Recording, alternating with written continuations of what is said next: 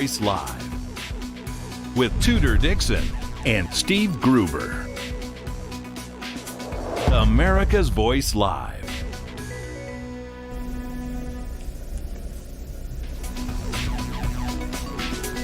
You're watching America's Voice Live. It is Wednesday, December 2nd, 2020. I'm Tudor Dixon here with Steve Gruber. Steve, let's take a look at today's headlines. Well, Tudor CNN got quite a surprise on their morning news call yesterday when James O'Keefe, the founder of Project Veritas, decided to eavesdrop and then share their morning call and the recording thereof for all that wanted to hear it. He'll be sharing that for apparently weeks to come. We'll have what he uncovered as well. Talks continue on a $908 billion coronavirus stimulus bill. It's been whittled down quite a bit from the $2.2 trillion Democrats had been pushing for. And the president says he wants Section 230 eliminated, and now he's playing hardball. We'll cover his message and your responses. That's throughout the program today. But first, Steve, let's get to that stimulus bill. So many Americans are anxious to hear about it. Yesterday, bipartisan lawmakers revealed the framework for the $908 billion coronavirus package. The bill, backed by senators like New Jersey Democrat Joe Manchin and Louisiana Republican Bill Cassidy, would provide emergency coronavirus funding for small businesses, unemployment insurance, state and local governments, and even the United States Postal Service. This is what Senator Manchin had to say. Action to provide emergency relief is needed now more than ever before. The people need to know that we are not going to leave until we get something accomplished, or this group that's worked together so diligently. So I'm committed to seeing this through. I truly am. My state of West Virginia depends on it, as long as all of my colleagues, every one of the representative states in the country depends on it. And this is going to get us through the most difficult times. This will run up to the end of the first quarter, April 1, and we hope that we can give the relief that's needed. This proposal comes after months of failed attempts from Congress to come up with a second relief bill. Now, Representative Rashida Tlaib criticized this potential bill for not including stimulus checks. However, many say that may not be smart right now, Steve, because the unemployment rate is actually down to 6.9%, and consumer spending is only down 1.6% compared to February of last year, of earlier this year. So the government would have to spend almost $300 billion just to send those checks out. Steve, it doesn't look like stimulus checks will be a part of this plan or any in the future. We'll keep an eye on that and see how it plays out, of course. In the UK, they will become the first to have the Pfizer vaccine available. That's breaking news today. That news coming from Health Secretary Matt Hancock announcing early this morning that UK regulators have granted emergency authorization for a vaccine made by U.S. pharma giant Pfizer and its German partner BioNTech. Here's part of that announcement.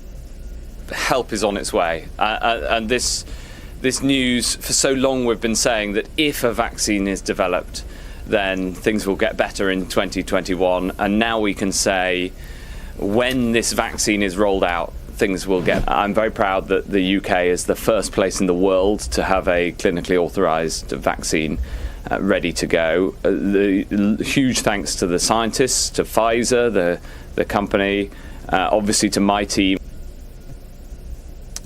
I think he's a wee bit confused, is our bloke on the other side of the pond. After all, it was Operation Warp Speed and Donald Trump who put that on the track, the fast track beginning on January the 13th. Congratulations to Pfizer. It's an American company for pulling this off. It wasn't the UK that got it done. It was the United States. But hey, I'm here to help him out. Tudor? Yeah, and yet they are the first country to say they will accept the vaccine, and that is a big development. Now, here in the U.S., the vaccine will be distributed to healthcare workers and residents of long-term care facilities right first. Now, that is the plan. Full Congress should come together and pass a robust package. That is the plan for vaccine distribution in the United States, Steve. All right, and President Trump says there is a little bit of pushback from Attorney General Bill Barr, saying no evidence of widespread voter fraud in the United States. Well, I would question that. Now, what does the term widespread mean exactly? That's the real question. But William Barr issued a memo that authorized federal prosecutors across the country back in October to investigate substantial allegations of voting irregularities if they exist. And the Justice Department has been looking at it since at least that time. Now his comments on Tuesday that the Justice Department has not uncovered evidence of widespread voter fraud that will change the outcome of the 2020 election. Those comments come despite President Donald Trump's repeated claims that the election was stolen and his refusal to so far not concede a loss to Joe Biden. In an interview with the Associated Press, William Barr said U.S. attorneys and the FBI agents have been working to follow up specific complaints and information they have received, but so far have uncovered no evidence that would change the outcome of the election. Now, keep in mind, originally we were told there was no fraud. Then we were told there was no fraud that could overturn certain parts of the election. Now we're told there's no widespread fraud big enough to overturn the entire election. It seems the narrative keeps changing, but those that are claiming fraud remain focused on what they're talking about. And as you said, it doesn't necessarily have to be widespread to overturn the election. Depends on what the findings are. As we're hearing from these hearings, there seem to be quite a few. Attorney General Bill Barr also came out and announced that he had decided, apparently a couple months back, but he is now announcing it, that he's appointed U.S. Attorney John Durham as special counsel to continue investigating the origins of the Russia probe into the next administration. So that will continue. A lot of folks were happy to hear that that will continue, Steve. Yeah. Meanwhile, the president continues to threaten to veto the defense bill unless Section 230 of the 1996 Communications Decency Act is stricken, taken out. He says it protects these big tech companies from enforcing censorship and other issues. The president now threatening to... Steve, I hate to interrupt you, but I see that Kaylee has come out to the podium. So I think we're gonna head out to Kaylee now. We'll come back to this news after we hear what she has to say. Constitution tolerates color-coded executive edicts that reopen liquor stores and bike shops, but shutter churches, synagogues, and mosques.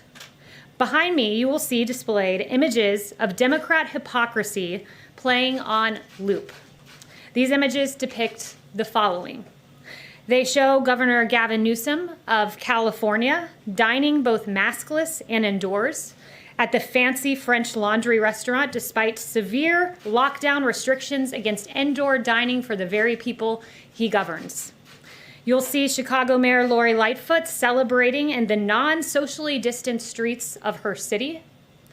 You will see Speaker Nancy Pelosi indoors at a hair salon in San Francisco when salons in California were only open for outdoor services. And you will see CNN's Chris Cuomo staging his emergence from quarantine in a made-for-television moment, coming out of the basement. And this was after Cuomo was spotted breaking his brother, Governor Cuomo's, quarantine rules to go for a bike ride in the Hamptons. Also notable is San Francisco Mayor London Breed, who followed Governor Newsom's lead in dining at the French Laundry with a group of 8 people. And finally, Los Angeles County Supervisor Sheila Kuehl dining outdoors at her favorite Santa Monica restaurant after voting to ban outdoor dining at 31,000 restaurants throughout LA, calling outdoor dining a most dangerous situation. Quite clearly, these Democrats do not follow their own edicts. They act in a way that their own citizens are barred from acting. Governor Cuomo's decision to impose restrictions on the size of religious gatherings was rebuked by the highest court in the land. But what was Cuomo's response? Instead of showing deference to the Constitution, he attacked the legitimacy of the court. Governor Cuomo said this: "You have a different court," and I think that was the statement that the court was making. "We know who he appointed to the court. We know their ideology."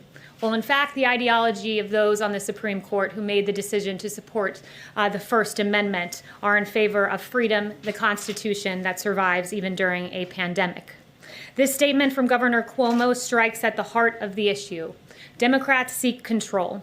These images behind me make clear Democrats' mindset. Rules for thee, but not for me. The president stands with you, your freedom, your ability to decide how to best protect your health. We all know how to protect ourselves from COVID-19, wash your hands, socially distance, wear a mask. But as one federal court put it, there is no pandemic exception to the Constitution. And with that, I'll take questions. Welcome back, Kristen. Good to have you back. Thank you so much. Good to see you. Thank you. Appreciate it. I want to ask you about comments that the Attorney General made to the Associated Press. He said, quote, "To date, we have not seen fraud on a scale that could have affected a different outcome in the election." Given that, why hasn't President Trump conceded? So first, he went on to say this. It was in an AP interview where he made that initial comment. But in that same AP interview, he went on to say that he thinks a lot of people are confusing the use of the federal criminal justice system with allegations that should be made in civil lawsuits. And he discerned the fact that, he said, quote, "There's a growing tendency to use the criminal justice system as sort of a default fix-all. And the campaign's litigation is all civil litigation, which is apart from something that the DOJ would be involved in." Follow up with you on that of more than 40 cases that have been brought by the president's legal team. The majority have been denied or dismissed. The election results have been certified in all of the battleground states. Does the president still think he has a path to win? The president has said that he believes all legal votes should be counted and all illegal votes should not be counted. And in fact, the campaign is pursuing that litigation. I can't get into the details of that litigation here, but they still do have active cases in Nevada and Wisconsin. But how does he overturn the results when they've already been certified in these battleground states, Kaylee? Again, the president is just looking for every legal vote to be counted, and I will leave it to the campaign to pursue their end. Does he have faith in Attorney General Bill Barr? Does he still have confidence in Bill Barr? The president, if he has any personnel announcements, will be the first to know it. Yeah. We'll go for Janet. Thank you. Two questions. Has the president then spoken to Attorney General Bill Barr since these comments came out yesterday? I'm not aware if they've spoken. I know the Attorney General was here yesterday for a pre-planned meeting with the Chief of Staff, and they discussed an array of issues, but I'm not aware if the President has spoken to him directly. Has the President considered any preemptive pardons to any of his kids? Has he talking to Attorney Giuliani about this? I've heard no mention of any pardons in any conversations I've had in the White House other than the pardon of Lieutenant General Michael Flynn, a 3-star general who I've discussed from this podium before, who had his life ruined. He was a valiant hero who served his country both on the battlefield and then came to work in government. And what happened to him was there was an FBI note that said they wanted to get Lieutenant General Michael Flynn to lie. There then was a criminal leak of his identity in a phone call he had. He was told no lawyers were needed in the discussion the FBI was having with him.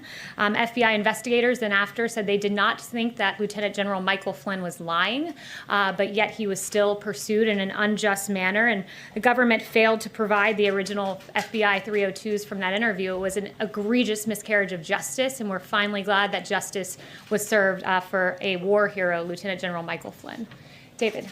Is the President planning to announce his 2024 candidacy in a formal event here at the White House before January 20th or even on January 20th? I've not heard any discussions of that. I'm aware of the reporting, but the president's campaign is currently pursuing active litigation, and that is the focus, at least at the moment. You heard his comments last night. It sounds like he's planning to run again. Do you know if that's a fact? I haven't spoken to him about that again. His campaign is pursuing litigation. I would redirect you to the campaign. Yeah. Yes. Mark Meadows has been meeting with Commissioner Hahn. What is being discussed? And also, did the White House get a heads up that the UK was going to be approving the Pfizer vaccine? I'm not aware of any heads up that we were given, but what I will say about Dr. Hahn is it is par for the course for the Chief of Staff to meet with him as we're trying to save American lives with a vaccine in record time. In fact, 2 vaccines, not only a vaccine in record time. You heard Moncef Slaoui say a vaccine normally takes anywhere from 4 years to 25 years. He said that in an interview last week, and this was in 10 months. It's remarkable progress, but we still want to make sure that it comes as fast, as expeditiously, but as safely as possible, because we know by that each day that passes, there are more American lives at stake. So we want to make sure it comes out as quickly as the data allows it to, and we will have 40 million doses by the end of the year, which is a tremendous achievement, not just to have gotten a vaccine in this time, but to have produced 40 million in advance. It's having a businessman as president. It's the Trump vaccine. Yes, Justin. Thanks. I had a couple policy things, but first I just wanted to go back to what you said about personnel. Right before the election in a rally, the president suggested that he might fire Dr. Fauci after the vote had happened. And so I was wondering if you could comment on what Dr. Fauci's status is, and if you have any, Yeah, I've heard no discussions of that. Dr. Fauci's still hard at work on the task force. And then there were two things that the president mentioned as policy goals that would happen before the election that we haven't seen any sort of obvious progress on, so I wanted to check in on those. The first is the $200 Medicare prescription drug card that was supposed to happen before the election. It seems to have sort of vanished, so I was wondering if you could give an update on that. Let me follow up with the chief of staff on that. I haven't heard any current discussions about it, but I will follow up with you. He had also promised an immigration order, an executive order on immigration that would protect dreamers. Again, he promised that before the election. Do you have any updates? He put forth many different immigration packages on HB1 visas and others to protect American workers. I will circle back, but there were many iterations of immigration EOs prior to the election. Does that work progressing at this point, or have you sort of thrown in the towel? I think right now the focus is making sure that there is stimulus relief for Americans who are hurting right now. So that is the current active policy priority that we are working on moment by moment, along with COVID. Yes. Yes. Kaylee, as demonstrated by the large red ribbon out around the White House, yesterday was World AIDS Day. The president issued his proclamation yesterday, but consistent with his previous three proclamations, omitted any reference to LGBTQ people, even though they bear the brunt of HIV/AIDS. The president included a reference to racial and ethnic minorities, so why not LGBTQ people? The president honored World AIDS Day yesterday in a way that no president has before, with the red ribbon there, and I think that he commemorated the day as he should have. Why there's no reference to LGBTQ people in the proclamation? Charlotte, go ahead. I wanted to ask about Section 230. Is President Trump willing to allow a government shutdown over that in the National Defense Bill? The president has made clear the importance of 230, and I would point you to his tweet about how that pertains to the NDAA. One thing I would say, when you look at 230, just to explain for the American public exactly what that is, it's essentially a shield that is given to social media networks because they claim to be the public square. But in the case of Twitter, Twitter has become a publisher, choosing to fact check certain content. And when you're a publisher, there are certain responsibilities with that. You should not be immune from liability. And when you look at what Twitter has done on the Ayatollah Khomeini, we were just looking at his Twitter account before coming out here, and just a few weeks ago, the Ayatollah Khomeini of Iran tweeted, quote, "Why is it a crime to raise doubts about the Holocaust?" Something not worthy of a flag by Twitter, which is despicable when you think about it. Also, the Ayatollah has tweeted that Israel is a deadly, cancerous growth that should be uprooted and destroyed, something that Twitter did not deem worthy of flagging or blocking in its entirety. And in fact, Twitter executives defended that move in front of the Knesset. This is a very important issue, one that there's even bipartisan agreement that something needs to be done. So the president will be unashamed in fighting against that kind of vitriol that we see and very hateful language that Twitter is publishing. Kristen.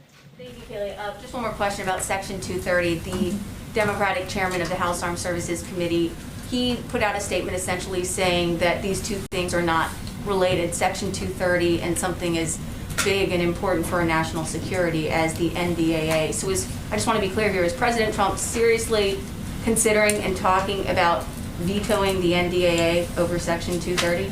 Yes, the president is serious about it. And I noted, when you have other world leaders that are making calls for genocide and Twitter not finding that worthy of flagging or blocking. Beyond that, you look at China, who's putting out disinformation. China tweeted out, I believe it was 6 days ago, I think it was November 25th, that COVID-19 did not originate in Wuhan, something that was not deemed worthy of flagging by Twitter. There are real grave concerns here, and the president stands by that.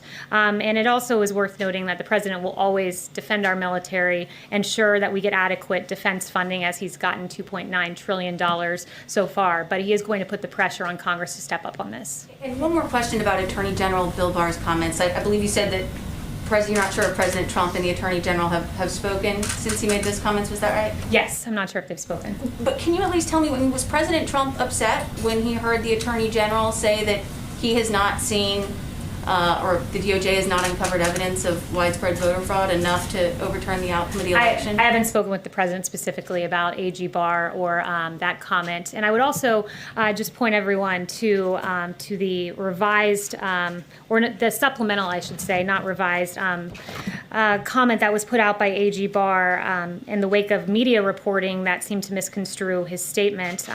He said that some media outlets have, not he, I should say, the DOJ spokesperson, some media outlets have incorrectly reported that the department has concluded its investigation of election fraud and announced an affirmative finding of no fraud, and that is not what the AP reported nor what the AG stated. I think a lot of the media didn't read beyond that one comment to the civil part versus the criminal part. Well, I think maybe the discrepancy is, you have members of the Trump campaign coming forward and saying that there is hard evidence of widespread voter fraud enough to overturn the outcome of the election, and then you have the nation's top law enforcement officer, the Attorney General, saying if there is, he hasn't seen it.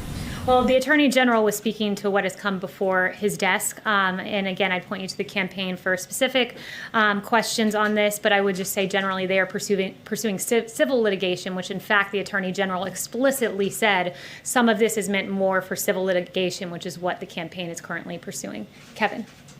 Kayla, is the president seriously considering skipping the inauguration? I'll leave that to the president to make his announcement. He tweeted something to the effect of he knows what his decision is and he'll make his decision at the right time. What rationale could he possibly have for skipping? I'm not going to speculate on the president's decision. I'll leave that to him to announce it. Just one follow-up. There was a report yesterday on federal officials investigating a potential bribe for pardon scheme. Has anybody at the White House been questioned by federal law enforcement officials regarding potential bribes for a pardon? No, and in fact, a DOJ official said yesterday that no government official was or is currently a subject or target of the investigation disclosed in this filing. Yeah, Andrea. So thanks for taking my question. I wanted to ask about FBI Director Wray. Though it looks like President-elect Biden wants to keep him in the job, does that change the president's perspective on FBI Director Wray, and does he retain full confidence in him? No, I have just a quick follow-up. Yeah, he's made no assessments, and at least in my presence, about that. And if we have any personnel announcements, we'll let you know. Okay, great. And can I just follow up on the vaccine issue? You said 40 million doses. I recall the president saying, and perhaps even you saying, that you were looking for 100 million doses by the end of the year. That 40 million is quite a bit short. So can you just clarify that number? So there are currently 6 vaccines that we have identified as vaccines that we were hopeful would come to fruition. And with several of those, if not each of them, I can follow up with you on the exact number. We have manufacturing contracts. So we have manufactured doses with several of these, but they have to come to completion. So with each new vaccine that comes, along with that will come millions and millions of doses that have already been manufactured in time. But currently, of the 4 vaccines in phase 3 clinical trial, Moderna, Pfizer, AstraZeneca, and Janssen, 2 of those have gotten to the point of applying for an EUA. So really, it's incumbent on the manufacturer and those going through the phase 3 clinical trial to get that data to us, and then it's manufactured and ready to go. So the moment someone else gets to a 94% effectiveness rate or whatever the barometer is, we will have those doses. Yes. Yes. Thanks, Kaylee. I have just 2 quick questions, if I could. Georgia officials have said election workers there are facing threats because of the president's false claims about winning the state and his rhetoric throughout the election. Does the president condemn threats against election workers, or does he take any responsibility for those threats? We condemn any threats against anyone. There's no place for violence. What I will say, though, too, is that the president's lawyers, they were doxxed by a left organization. Their private information put out, so we're seeing that happen to people on both sides of the argument, and there's no place for that ever anywhere. And then just real quick, the CDC director today said that the next few months could be among the worst public health months in American history.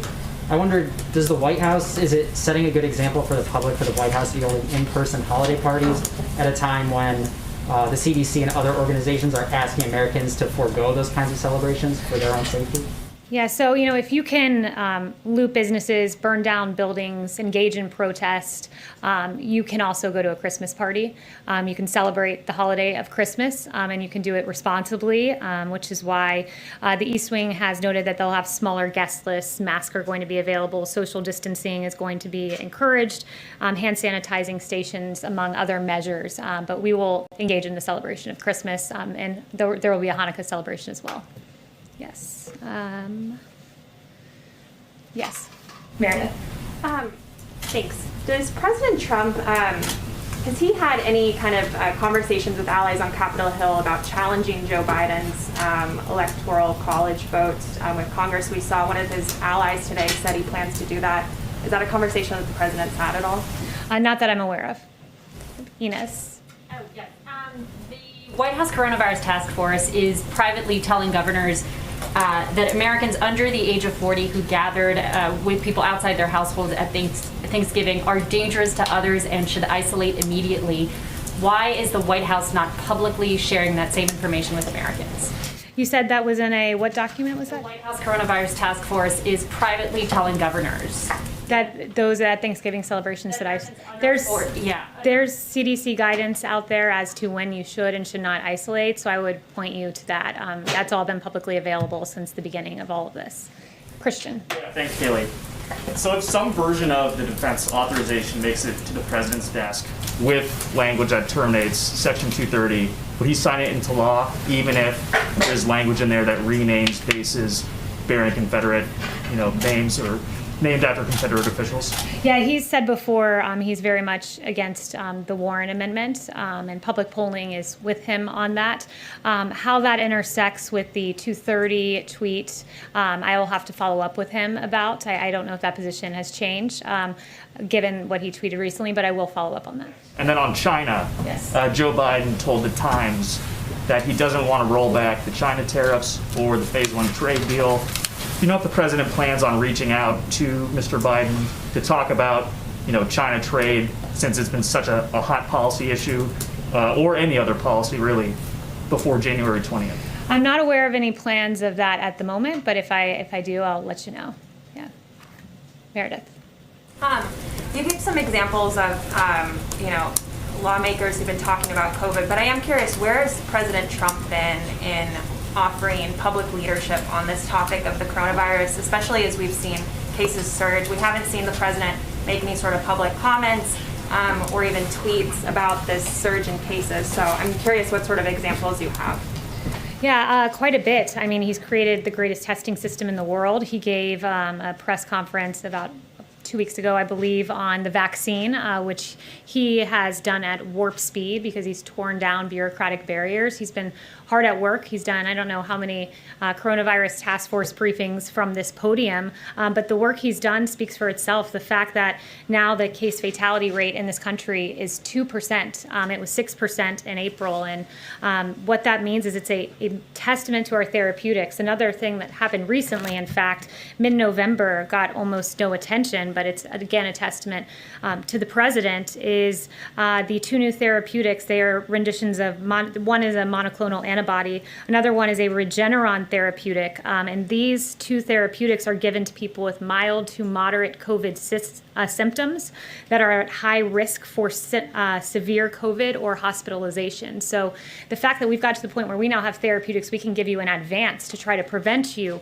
from going to a hospital, and we've sent out 169,000 vials of one and 36,000 vials of another just in a few weeks. He's hard at work at this with the task force behind the scenes. And when we talk about his public leadership, just on COVID generally, I think it's a fitting time, given your question, to note Dr. Fauci now says that we should keep the schools open. He said that this Sunday. This is something the president has said for months. It caused me to go back to July and look at one of my briefing books from July 16th, 2020.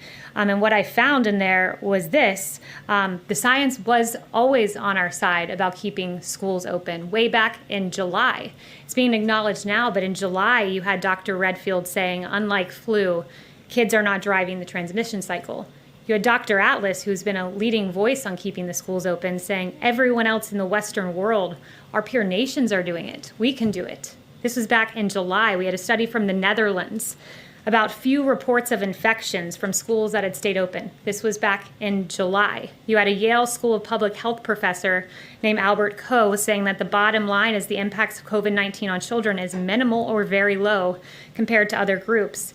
There was a Lancet quote to that same effect. This was back in July when the president was saying, keep the schools open. I'm looking at the science. It's detrimental to keep kids out of school. But what were Democrats saying? When the president was following the science, here's what Democrats were saying. You had Governor Gavin Newsom say this, I'm not taking pressure from Trump on opening schools. You had Governor Cuomo saying it's not up to the president about opening schools as schools were shut down. You had Mayor de Blasio, who interestingly reversed himself this week, and now kids can go back to school. But back in July, when the science was on our side, he was saying what we won't do is ignore the science and recklessly charge ahead like our president, who was always following the science.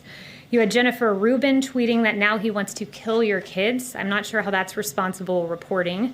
And then you had Anderson Cooper saying that he actually just doesn't care about kids at all, nor the health of their teachers and parents. And you had the American Federation of Teachers and the National Education Association railing against the president as well. The president's followed the science. He's also kept in mind we have a constitution, and he will be unashamed and always advocating for the science and the best interests of the children of this country. Thank you very much.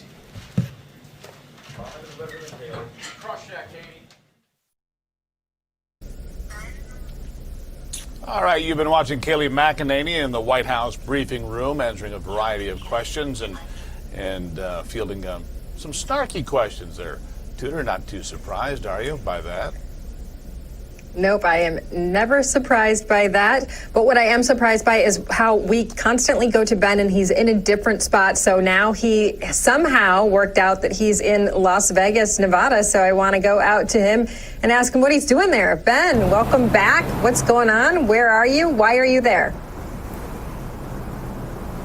Well, it's not for the casinos. It's not for the parties. Ironically, this is like one of the most locked down cities in the country right now. It actually feels more onerous here than in California, which is sad, which also is a reason why a lot of the sidewalks are empty. People don't want to come here because the mask Nazis are patrolling and fining you if you're not wearing your mask. So I did hear, though, real quick before we get to why I'm here, I was in a restaurant here locally last night, and they said it was the slowest night they've had in 20 years since they opened, which is a sad testament of what's happening here across the country as businesses are going under because of these draconian, overburdensome regulations shutting things down. It's just crazy. And it goes along with that nonsense press conference coming from, great job from Kayleigh McEnany, but nonsense questions from the nonsense fake news media. I'm just so sick of it, I got to tell you. But I'm here because the legal team, Sidney Powell's legal team, was given the authorization by the court here locally to inspect the machines, the voting machines that are at Clark County Elections Office. So we were there yesterday with them. Basically what we were told was they were only given a guided tour of the facility. Today they're hoping to actually be able to get into those machines and run the test to find out if they were tampered with, if the votes were changed, if numbers were changed. And I'll be meeting up with them in about an hour down at the elections office. As you go okay, through that, great, Ben. We'll expect an update from you. Sorry. Go ahead. Yeah. Okay. We'll expect an update on you from you on that. And also, I just want to say, nice catch there on the phone. Saw that. So that was impressive. Left-handed too. Left-handed. All right. Thank you so much. We'll check back in with you sometime tomorrow. Right now, I want to head out to the Google whistleblower, Zach Voorhees, the one and only. We have him with us. And there's all of this talk going on about Section 230. We just heard Kayleigh McEnany speaking about Section 230 and the president saying, hey, we got to terminate it or I'm vetoing the defense bill. Zach, we asked our audience about this. What do you think about Section 230? And we have a range of responses. A lot of people who like their social media user, maybe Parler, those folks that are a little bit more friendly to conservatives, are nervous about it. So tell us what it means if this gets terminated.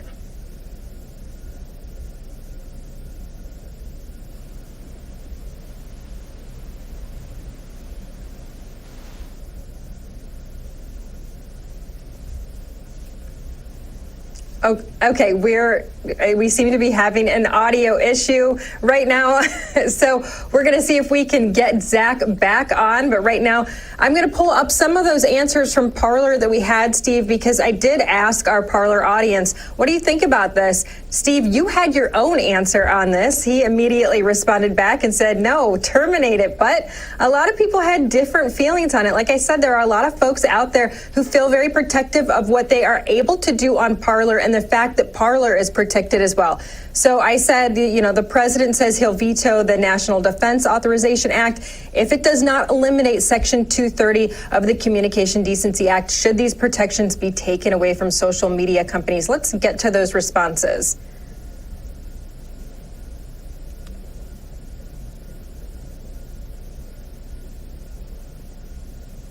Okay, we have SW Erdnase. Yeah. And I said to you, Tudor, get rid of this 230 because, as was pointed out, when they start deleting the voices of Americans that weigh in, I think that you've crossed the line. So, no, not entirely was the answer here. Why is it always on the nothing with the two-party system? Clearly, when the social media companies choose to editorialize their content, they're not arbiters of free speech and should not be protected. I agree with that point of view. And if they receive any sort of government funds at all, even if it's just a single dollar, they should not be restricting speech. I agree with that because Section 230 to me means not interfering with the conversation, and clearly they are. Yes, it sounds like we may have been able to get Zach's audio working. I want to bring him back in. If we can just bring him back in and ask him that question over. Zach, are you there? Okay. Yes, I am. Thank you. So in answer to your question, Section 230 is the liability shield that grants big tech immunity from being liable for the content and the objectionable material that they link through for their search engine, for Google News, for YouTube. And this is something that they've enjoyed for over a year with the 1996 Telecommunications Act. Right now, it's being abused, and the Justice Department and the judicial branch is not willing to make big tech hold up to their end of the bargain, which says that they can only do Good Samaritan filtering. They can't do political censorship. Big tech has overstepped that boundaries and are doing political censorship. And so by the writing of the Section 230, they should lose their liability shield. Instead, nothing has happened. They continue to enjoy their Section 230 shield, despite the fact that they're doing political censorship on a daily basis now. And so as a result, it looks like Trump is getting frustrated with this and has threatened a veto of the National Defense Authorization Act unless Section 230 is completely removed. This will remove the liability shield not just for big tech, but also for any sort of forums or postings or news aggregator site. If this goes away, Section 230 goes away, then any sort of news aggregator site will be liable for the content that's posted on their systems. A lot of people are saying, though, why can't this be for certain social media companies and not for others who are following the rules? Is that something that you could ever manage? Does it have to be all or nothing?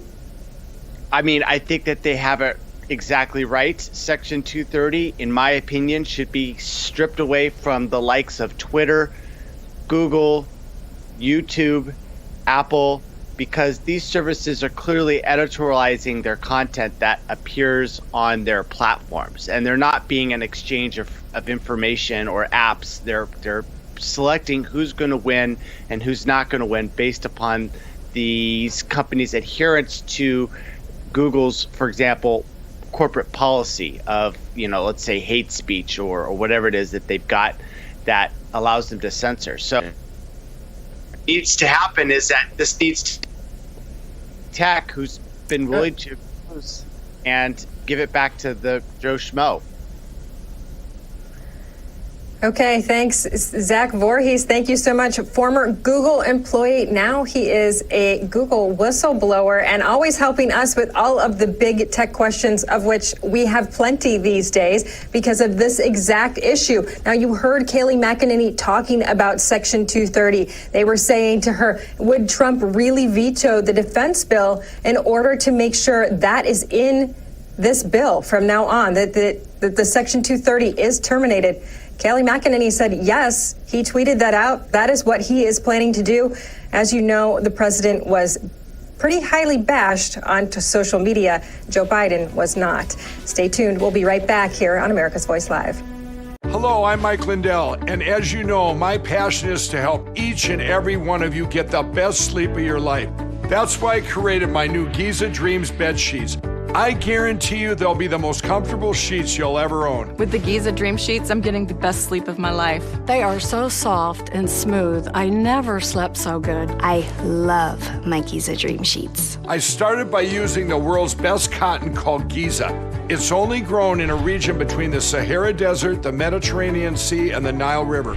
It's ultra soft and breathable, but extremely durable, which is why I can give you my full 10-year warranty. But I didn't stop there. My Giza sheets also include full 21-inch wide pillowcases that will fit over any pillow and deep pocket sheets that will fit over any mattress. I guarantee you the first night you sleep on my sheets, you'll never want to sleep on anything else. Call or go online to order your very own Giza Dream Sheets and take advantage of Mike's Christmas special. Use your promo code, and for a limited time, when you buy one set of sheets, you'll get another set absolutely free. And Mike will extend his money-back guarantee until March 1st, 2021. Giza Dreams are made with the finest, most sought-after cotton in the world. Giza cotton was once reserved for only the finest dress shirts, but is now available in Mike's Giza Dream Sheets. They feature a beautiful silky sateen weave that helps keep you cool and comfortable all night long. Call or go online to order your very own Giza Dream Sheets and take advantage of Mike's Christmas special. Use your promo code, and for a limited time, when you buy one set of sheets, you'll get another set absolutely free. And Mike will extend his money-back guarantee until March 1st, 2021. Order from a variety of colors and solids and new flannel sheets. And don't forget to get your MyPillow gift card for the best Christmas gift ever. Hurry, this is a limited time offer. Order now. Hello, I'm William Shatner, and you may not know this about me, but years ago, I was diagnosed with a sleep disorder. And like millions of others, I was prescribed sleep equipment. Did you know sleep equipment manufacturers recommend daily cleaning? That's why I use SoClean 2. It's the perfect complement to my daily routine, and it's hassle-free. SoClean 2 is fast and easy. It keeps my sleep equipment fresh every day without the need for disassembly. To keep the immune system strong, we should do everything we can to ensure a good night's sleep, including using the SoClean 2 daily to keep sleep equipment fresh. Try SoClean 2 risk-free for 30 nights. Order now and get $100 off. SoClean 2 is so fast and gives you peace of mind that your sleep equipment is fresh each time you use it. Call the number on your screen or go to SoClean2.com to take advantage of this risk-free trial and get $100 off. Call now.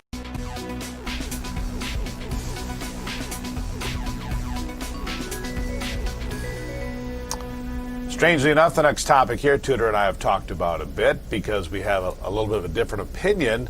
I played college football briefly as a place kicker, Tudor. Isn't that wild as we go into this story? That is wild. Yeah, we are going to go into this story about Sarah Fuller. She stepped in and played kicker for Vandy over the weekend. And a lot of controversy surrounding this. I got to tell you, she was a soccer player, and they pulled her onto the team just a few days beforehand. This was not like something she had been practicing for. A lot of people praised it after they got really annihilated on the field. People not so happy about this. And I think our own Amanda Head has a hot take on it herself. So I want to bring her in to chat about it. If by hot you mean incendiary, then definitely. Yes. So Sarah Fuller, she is a former soccer player turned SEC kicker. She punted a 30-yard football, and apparently that was enough to win the SEC's Special Teams Co-Player of the Week. She won it with Kadarius Toney, who plays for the University of Florida. He returned a 50-yard punt for a touchdown in their 34-10 win over Kentucky. So I just want to bring up a few points here. I think it is wonderful when women break any glass ceiling. What I take issue with is her winning an award for a 30-yard kick. Now, to keep things in perspective for Vandy, a 30-yard kick actually is an accomplishment. But I don't think that it is something that is worthy of an award. But what's interesting to me is that she won Co-Player of the Week. If you're going to go down this identity politics route, don't be a coward and give it with someone else. Go all in. Only give it to her. But again, she was the Co-Player of the Week. Now, in my opinion, her biggest accomplishment and the thing that I am most proud of her for is that she still identifies as female and that she has not gone the way of Elliot Page, who identified as lesbian, and now she has come out as transgender. So Sarah Fuller, kudos to you. If I was this girl, I would use this leverage to get a Jimmy Choo contract. I think that would be great. Mm-hmm. Yeah. Amanda, by the way, my pronoun is Your Highness, and I would insist at this point for Your Highness will be the way you guys refer to me. Otherwise, I'll be completely offended. Now, you took issue with Vanderbilt. Watch it, Tudor. Watch it. You took issue with Vanderbilt because they actually scored. It is an accomplishment. Apparently, they didn't do it a lot. And the coach, well, despite the publicity stunt pulled, he's no longer with the squad, I understand. Yes, that's right. And so his name is Derek Mason. He is their head coach, and he was fired. A lot of people think that it is a result of this identity politics move, but we should keep in mind that he is 0-8 on the season, and they lost this game 41-0. So that's unfortunate for him. And look, Vandy is not known for their football program. I am an SEC gal. I grew up watching Auburn football, went to the university. I come from a whole family of SEC people. Vandy is basically the university within the SEC that everybody expects for them to be smart, but their sports kind of flails and has flailed throughout the years, but they all end up being our bosses. The interesting thing about this gal, Sarah Fuller, she gave some interviews after the game, and she talked about how women can do anything they put their minds to. And for you guys who know me well, you know that I don't agree with that. I do not think that men and women are equal. I think that men and women are equivalent. There are things that men are better at, and there are many things that women are better at. So kudos to her for breaking this glass ceiling. But as far as giving her football awards, now give her awards for other things. Give her, some organization should make her Woman of the Year or something like that. But when it comes to football, where merit and skill and accomplishment and talent should matter most, I really don't think that plumbing should play into that. Thank you, Amanda. So my opinion of this is, and maybe I have a different opinion, I am also an SEC girl. My sister is a Vandy grad, and I am a Kentucky grad, so that tells you a little bit about both of us right there.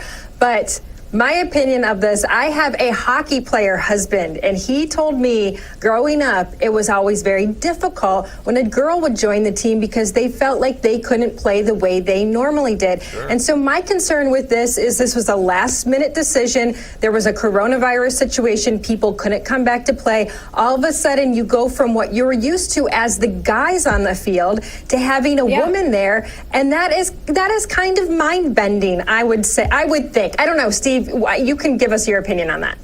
I think that it's okay that she can kick. I don't have an issue with that. I don't. But I do see where women get involved with other sports. If there's a muffed kick, would she get drilled by a 300-pound, defensive lineman? That might be a bit unfair. I mean, hello, that hurts me. Guys, trust me, I was the kicker. I was under those dudes. maybe we're looking at this all wrong. Maybe this was a really smart move by the coach, knowing that the defensive teams and special teams were not actually going to tackle her. And it is worth noting, if you watch the clip, right after she kicks the ball, she runs off the field. And if you watch football, you know that kicking the ball is not the end of their responsibility. So maybe this was just a genius move by their head coach, betting that they weren't going to try to tackle her. Yeah, bring her in as quarterback. The score would say otherwise. Yeah. Thank you, Amanda. Thanks, guys. I don't know, Tudor. I've always had mixed feelings about that. And when, you have co-ed sports, it can be very detrimental to young men. If they lose to a girl in a sport, it's mind-blowing for them. Empowering for the girl, I see, but it can be devastating to a young man. It goes both ways, because even when you look at what happened in Connecticut a few years ago, where you had the girls track players that had a transgender woman who joined, and they were devastated. They had spent their entire high school career trying to get into college, and then a biological man comes in and takes it over. That's just, I really am particular about keeping genders separate when it comes to sports, but I know not everybody feels the same. We'll be right back. When it's cold outside, the secret to keeping feet warm and comfortable is 35 Below thermal socks. They're the anytime, anywhere cold weather socks guaranteed to keep your feet comfy, cozy, warm to meet the demands of your active outdoor lifestyle or just lounging or working at home. That's because 35 Below thermal socks are made from aerospace fabric technology that merges soft fleece comfort with real sock science. From heel to toe, 35 Below has thousands of heat-radiating aluminized threads tightly woven into a breathable, cozy knit fabric that transfers perspiration away to keep your foot dry. Meanwhile, millions of super soft loops surround your foot to cushion and comfort, keeping feet warm. After just 3 minutes standing on a block of solid ice, the foot in 35 Below is a full 24 degrees warmer than the foot in the heavy wool sock.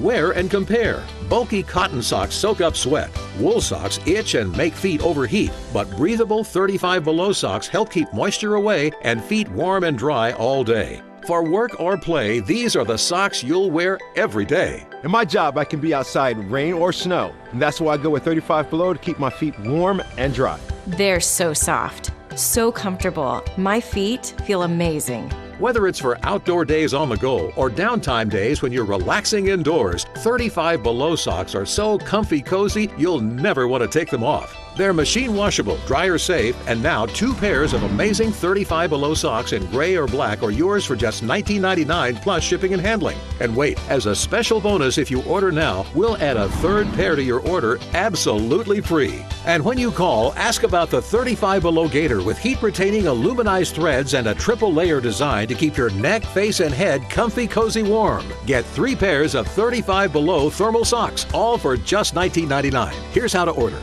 To order your 35 Below thermal socks in gray or black, go online to 35belowthermal.com or call 800-505-2971.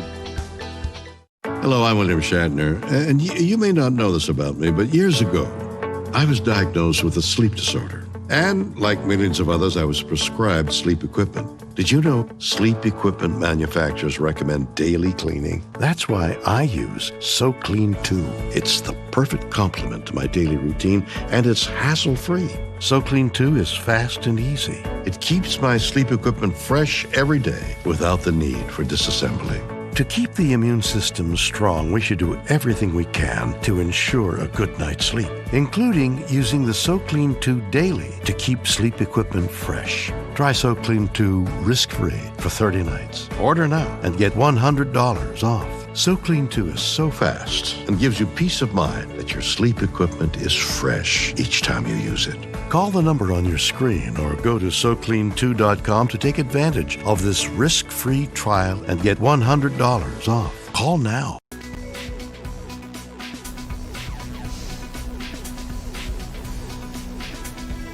Welcome back to America's Voice Live. Steve, what do you think people would get out of our production meetings in the morning? They'd fall asleep. They just go, you guys are boring. I mean, we talk news and so forth, but, we don't set up our daily targets. Who are we going to go after today? Who's getting the voodoo doll? We don't do that. But at CNN, they have a different approach, apparently, because our good friend James O'Keefe over at Project Veritas, they dropped in on the CNN morning news meeting and, well, they recorded it and then they shared it with the world. We're going to share a few clips with you, starting with this one. Washington. You're unmuted. Hey, Jeff Zucker, are you there? Hey, yes. This is James O'Keefe. We've been listening to your CNN calls for basically 2 months, recording everything.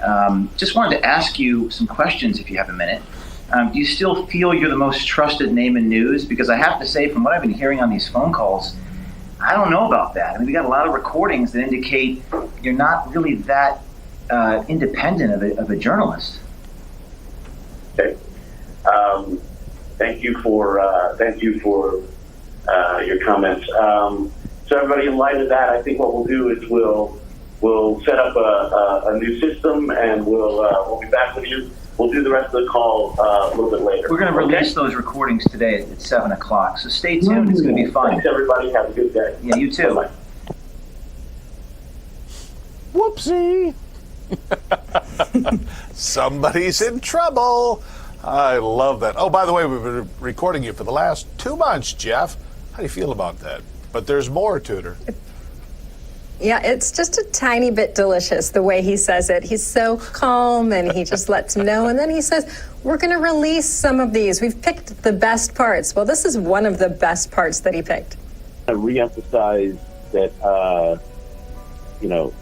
I think we cannot normalize what has happened here in the last week with Trump and his behavior. And I go back to what David Chalian said, that this is a president who knows he's losing, who knows he's in trouble, is sick, maybe is on the after effects of steroids or not, I don't know, but he is acting erratically and desperately, and we need to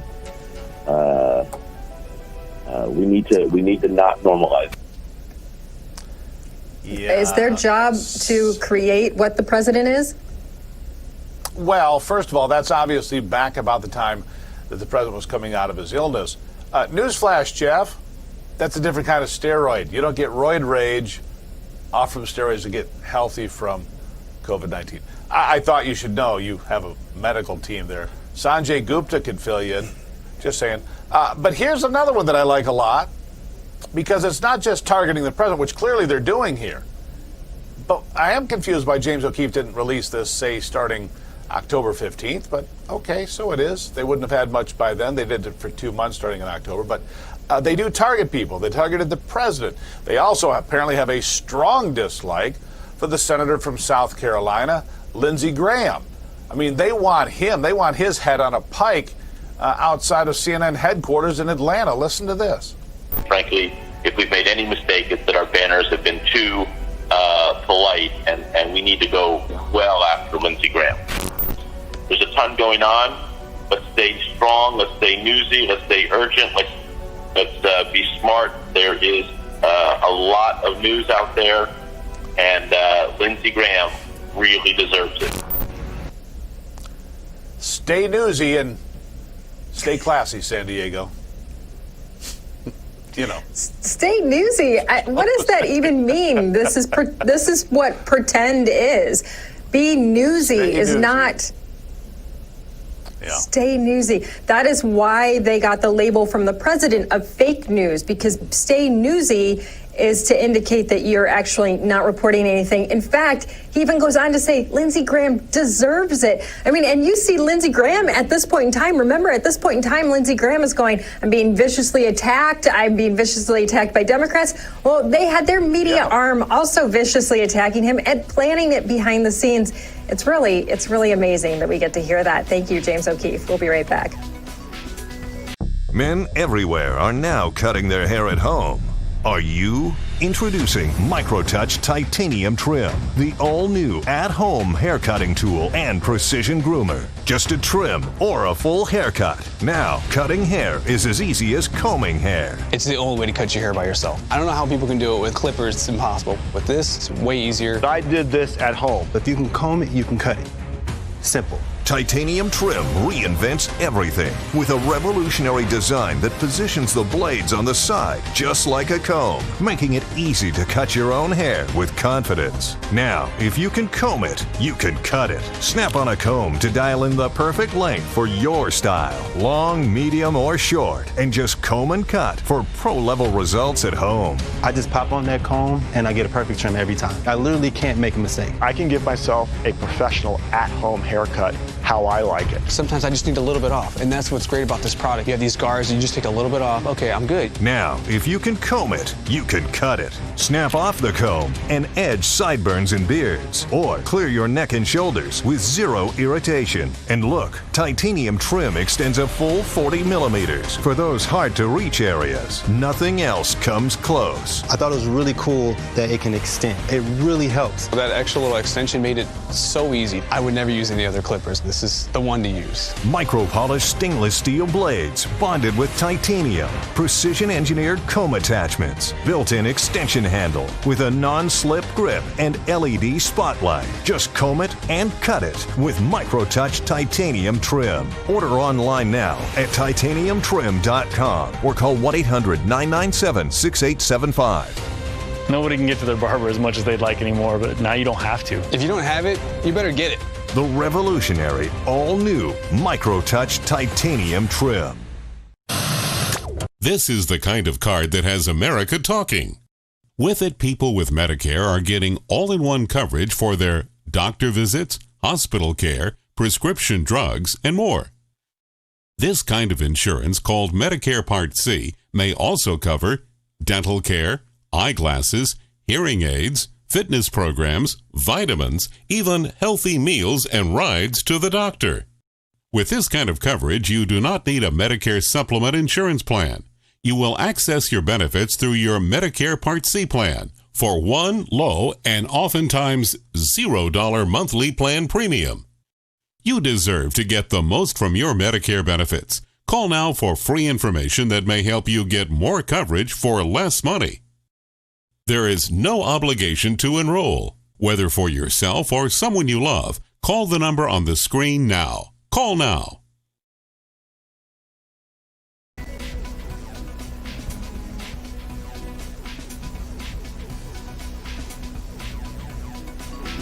You're watching the second hour of America's Voice Live. It's Wednesday, December 2nd. I'm Tudor Dixon here with Steve Gruber. Steve, let's take a look at today's top headlines. Thank you, Tudor. It seems that Gavin Newsom isn't the only guy that likes to hang out at the French Laundry for a good hot meal. No, apparently other California lawmakers enjoy long walks and expensive dinners and, well, all the other things have been banned by California politicians. Hey, it's good for me, but not for thee. That's what happens in California. Yes, and talks continue on a $908 billion coronavirus stimulus bill. It's been whittled down quite a bit from the $2.2 trillion Democrats had been pushing for. And the president says he wants Section 230 eliminated, and now he's playing hardball. We'll cover his message and your responses to that throughout hour number 2. But first, Steve, let's go to that stimulus bill so many Americans are anxious to hear about. Yesterday, bipartisan lawmakers revealed the framework for the $908 billion coronavirus relief package. The bill, backed by senators like New Jersey Democrat Joe Manchin and Louisiana Republican Bill Cassidy, would provide emergency coronavirus funding for small businesses, unemployment insurance, state and local governments, and even the United States Postal Service. This is what Senator Manchin had to say. Action to provide emergency relief is needed now more than ever before. The people need to know that we are not going to leave until we get something accomplished, or this group that's worked together so diligently. So I'm committed to seeing this through. I truly am. My state of West Virginia depends on it, as long as all of my colleagues, every one of the representative states in the country depends on it. And this is going to get us through the most difficult times. This will run up to the end of the first quarter, April 1, and we hope that we can give the relief that's needed. This proposal comes after months of failed attempts. Now, Representative Rashida Tlaib criticized the bill for not including stimulus checks. However, many say that's not a smart move right now because unemployment is down to 6.9% and consumer spending is only down 1.6% compared to February. The government would have to spend $300 billion to send out checks. Steve, they don't think that's a good idea. All right, well, there you go. By the way, the UK becomes the first to authorize that Pfizer vaccine for the coronavirus. Good news for those folks there. And Health Secretary Matt Hancock elated about the approval. He had this to say. Help is on its way. And this news, for so long we've been saying that if a vaccine is developed, then things will get better in 2021. And now we can say when this vaccine is rolled out, things will get. I'm very proud that the UK is the first place in the world to have a clinically authorized vaccine ready to go. The huge thanks to the scientists, to Pfizer, the company, obviously to my team. God save the Queen, but God bless Donald Trump and Operation Warp Speed. Pfizer, of course, an American company, teamed with a German company to put this all together. The UK, the first to authorize its use. We expect in the United States, shots will be going into arms next week. So a lot of good news coming out of Operation Warp Speed, something that's never been done before. Scientists, government, and then the military here in the United States, all preparing for the distribution of the products from Pfizer, and then a week later from Moderna. And after the first of the year, Johnson & Johnson may join as well with a single-shot vaccine, which will be better for most. Take me, for example. Tudor? Right. I feel the same way. We have actually a lot of folks who have come out and said, well, the president just doesn't have a distribution plan and they're waiting for Joe Biden to come up with his plan. Well, that's not exactly true. The CDC came out and gave their plan yesterday. They said to date, more than 240,000 healthcare workers have contracted COVID-19 and 858 have died. According to estimates, deaths in long-term care facilities account for 40% of all COVID-19 deaths nationwide. These factors contributed to the committee's recommendation to prevent spread by protecting those on the front lines, healthcare workers treating COVID-19 patients, and protect the most vulnerable, those elderly persons living in long-term care facilities. Steve, we know that the elderly people in the long-term care facilities have been hit the hardest in the state of Michigan and New York, other places as well. All right, and of course, let's be honest, the distribution channels are already set, locked, loaded, and ready to go. That's because the president brought in the National Guard and the military to make sure that this distribution of these millions of vaccines will go smoothly, and I expect it will. Meanwhile, Attorney General Bill Barr saying that there is no evidence of widespread voter fraud in America from the 2020 election back on November the 3rd, just over a month ago now. Even before Barr issued that memo authorizing prosecutors to look for substantial allegations of voting irregularity, he says so far he has not seen enough to overturn the election. That's not to say they haven't seen fraud and irregularities, just not enough to overturn the election thus far. Of course, this contradicts what the president has been saying about widespread fraud. It also contradicts a host of people, including lawyers and plaintiffs in Michigan, Nevada, Georgia, Pennsylvania, Wisconsin, all over this country. In fact, people like Sidney Powell and Lynn Wood and Rudy Giuliani all fighting, saying there is widespread voter fraud that manipulated this election in a way we've never seen before. We, of course, are keeping an eye on it for you.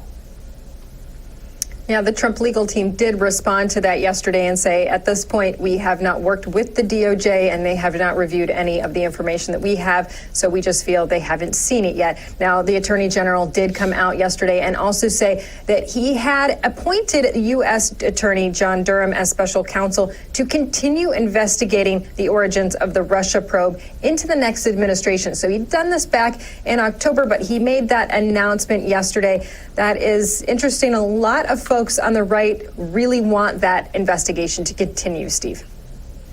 Right, and there's ongoing fight with social media, big tech. The president now saying he will not sign the defense bill the Defense Authorization Act. He will veto it, in fact, unless Section 230 is addressed. Section 230, which is a liability shielding gift from the U.S. to big tech, the only companies in America that have it, corporate welfare, he says, this is in a tweet, of course, is a serious threat to our national security and election integrity. Our country can never be safe and secure if we allow this to stand. Of course, there's little question among honest people that big tech weighed in and put their thumb on the scale by silencing some voices and amplifying others. It is something that is obviously near and dear to the president, that he continues to fight back. Yeah, he's been fighting this for quite some time. And Joe Biden and Senator Harris came out yesterday in a press conference, and they introduced members of their economic team. Take a look. And right now, the full Congress should come together and pass a robust package for relief to address these urgent needs. But any package passed in a lame duck session is likely to be at best just a start. My transition team is already working on what I'll put forward in the next Congress to address the multiple crises we're facing, especially our economic and COVID crises. And the team I'm announcing today will play a critical role in shaping our plan for action starting on day one and move fast to revive this economy. Steve, as you heard there, he's saying that they will have another plan and another plan after that. That's what senators are so concerned about. That's why this race in Georgia is so important, because that is the stopgap between the president and getting those things passed. So we'll be watching that race in Georgia very closely. That's why we still have our own Heather Mullins down there. We'll be right back. Do you have any idea how your mattress affects your body and how well you sleep? Is it too hard or too soft, causing you to wake up with sore shoulders, back, or hips? Are you uncomfortable because you're too hot or too cold? Now you can get the total body support you need and the better sleep you want with the new MyPillow mattress topper. Hello, I'm Mike Lindell. When I invented my new MyPillow mattress topper, I made it to have everything you'd ever want in a topper. My mattress topper helps give you the support you need, helps relieve your pressure points, and regulates your body temperature for you as an individual. It comes with a 10-year warranty. You can wash and dry the cover. It's made in the USA, and I back it with my 60-day money-back guarantee. Call or go online now to take advantage of Mike's Christmas special. Use the promo code and Mike will give you 30% off and 2 standard MyPillows absolutely free. And he'll extend his 60-day money-back guarantee through March 1st, 2021. MyPillow topper delivers on its promise to give me a better night's sleep. I can sleep all night through, and it's a miracle for me. Mike's exclusive 3-layer design starts with a layer of MyPillow foam, providing you superior support and comfort. The second layer of transitional foam evenly distributes body weight and helps relieve uncomfortable pressure points for optimal comfort. Mike's ultra-soft outer layer is a patented temperature-regulating cover that helps keep you at your ideal sleeping temperature all night long. Unlike other sleep systems costing thousands, the MyPillow mattress topper takes comfort to a whole new level without wires, remotes, or moving parts.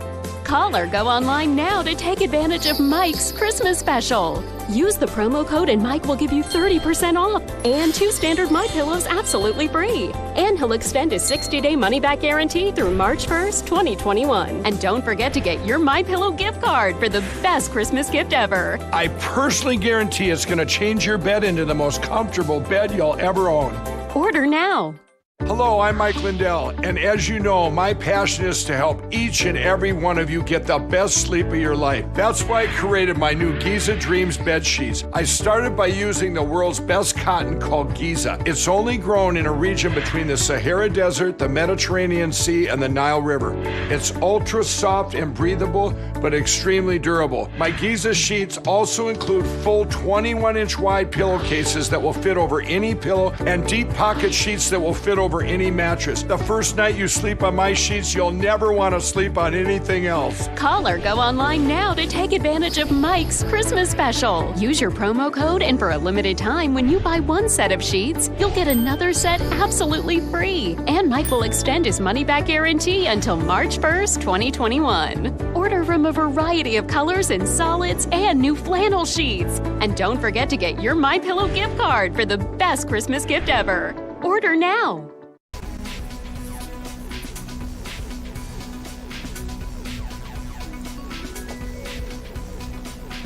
Steve, just before the break, we were talking about the Georgia Senate race, but there's more going on in Georgia, isn't there?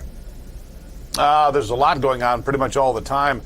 Recount issues. Fulton County misplaced the server. Where did that go? Only with about 12% of the votes for the biggest county in the state. Heather Mullins on location in Georgia, jet setting around the country back and forth to keep us up to date. Heather, what's the latest? You have Lynn Wood and was it Vernon Jones, a whole bunch of people here speaking today. It kind of feels like a Trump rally. They're doing the national anthem. They have Sidney Powell's here as well. I don't know what they're going to say, but supposedly they're going to address the crowd. There's a big hearing tomorrow before the Georgia Senate Oversight Committee where they're reported to testify. Rudy Giuliani is supposed to be here as well. So a lot of people want to hear what the hard evidence is that they're saying they have enough here in the state of Georgia to overturn the election, not just here, but across the country. So hopefully we're going to hear a little bit from Sidney and Lynn Wood here about what evidence that is. I'm just going to be on the ground covering for you guys and letting you know as we move along. All right. And this is, they're coming out anytime. Yeah, they're coming out anytime now, right? There's a few guest speakers behind me. I couldn't get a signal in there because literally it's like a Trump rally. There's probably about 1,000 people under this big metal awning, so you can't get a signal out. So I'm out here on the outskirts as more people are piling in here. So there's tons and tons of people out here to hear what they have to say. Okay, well, that's wonderful. As we know. Yep. Thank you, Heather. Greatly appreciated. Tudor, as you mentioned, I can hear all that crowd noise. A lot of people gathered in there, which is why Heather was having some difficulty being able to be heard because so much going on. But you got Lynn Wood, heavy hitter, Sidney Powell, heavy hitter. They keep telling us they have the goods. We have heard some compelling testimony in Virginia yesterday, in Michigan, more today. We'll see what they have to say in Georgia coming up when we get there. Tudor? Yeah, I want to actually take you out to our D.C. studios now. We have Carrie Sheffield, who's going to talk to us about something interesting. Voice of America, are they using Chinese propaganda? Let's check in with Carrie Sheffield out in D.C. Carrie?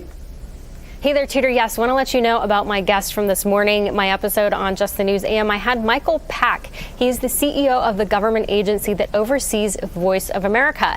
And Michael is very critical of what he says is a long-term, basically partisan agenda at the Voice of America, that he says that it's been pushing, content that is left-leaning. And he was brought in this year. He's only been on the job about 6 months because of concerns from the White House of bias, basically. And the White House earlier this year in April accused the taxpayer-funded Voice of America of spreading Chinese propaganda on the issue of the coronavirus. They said that the Voice of America was basically siding with the Chinese government and swallowing the official statistics from the Chinese government about deaths and sickness, and basically praising the Chinese government when it's being paid for to the tune of almost $1 billion by U.S. taxpayers to be gloves off and not very objective about China. Now, Michael Pack has, now you can see in November, he's been getting a lot of pushback from his own agency to the point where he's been sued by people who had worked at Voice of America, and a court actually sided against Michael Pack and said that he was interfering, that he was meddling where he shouldn't be meddling. However, Michael Pack is very defiant, and he, in fact, says that he is bringing reforms to the agency, and we're going to keep you posted on all of this here at justthenews.com. Thank you, Carrie. You can watch Carrie's show every Monday through Friday at 9 a.m. It is called Just the News AM. Steve, I'm not sure if you've heard this story out of New York City. Yesterday, we talked a little bit about this bar who had decided to declare themselves an autonomous zone because they've been shut down. Now, yesterday, I will say I had somebody on Parler answer. Actually, this was on Twitter. We had a little clip of our talk with Amanda yesterday about restaurants being closed down, even though only 4% of cases are connected to these restaurants. Someone was very angry about that comment. Now, the reason this is that people are upset on the flip side, just to give them the other side of this, if you lose all of your money and your business, you have no life. I mean, your business is your identity in many cases. Right. These men decided to stay open. They've now been arrested. Look at this. All right, I'm out here in front of Max Public House, 130 Lincoln Avenue, being raided by sheriff's department, okay? This tiny little place trying to make a living, okay? 350 people on an airplane, thousands of planes, okay? This close to each other.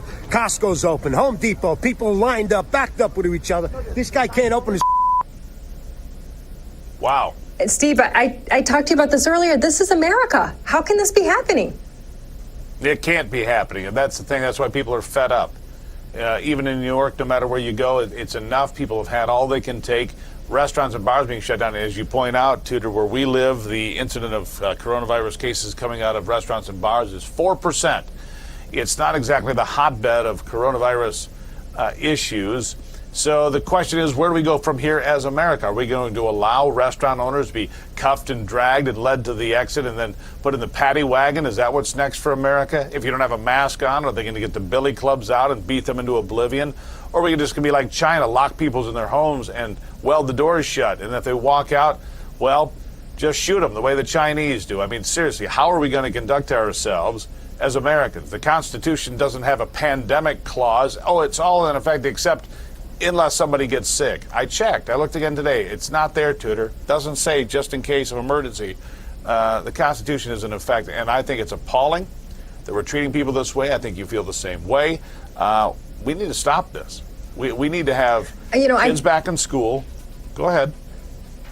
I think it's interesting because Joe Biden came out just yesterday and said a person's job is not just money, it's their identity. Well, is he also going to then go out to his Democrat governors and say, listen, these are people's identities you're messing with? I'd like to see that. Yeah, I don't think so either. We'll be right back after this break. Hello, I'm Mike Lindell, inventor of MyPillow. Just like you, I had problems sleeping. I tried every pillow out there and nothing worked. 15 years ago, I invented MyPillow. It took me 2 years to develop because I wanted to have everything you would ever want in a pillow. I made sure that you could adjust my patented fill so you could have the exact support you need as an individual, regardless of your sleep position. I also wanted a pillow that would last, so I made MyPillow machine washable and dryable. I back MyPillow with a 10-year warranty and a 60-day money-back guarantee. Not only that, I do all my own manufacturing in my home state of Minnesota. I really like the fact that it was made in the USA. I think that USA products are a better quality product. I've tried a lot of other pillows and nothing's worked like MyPillow.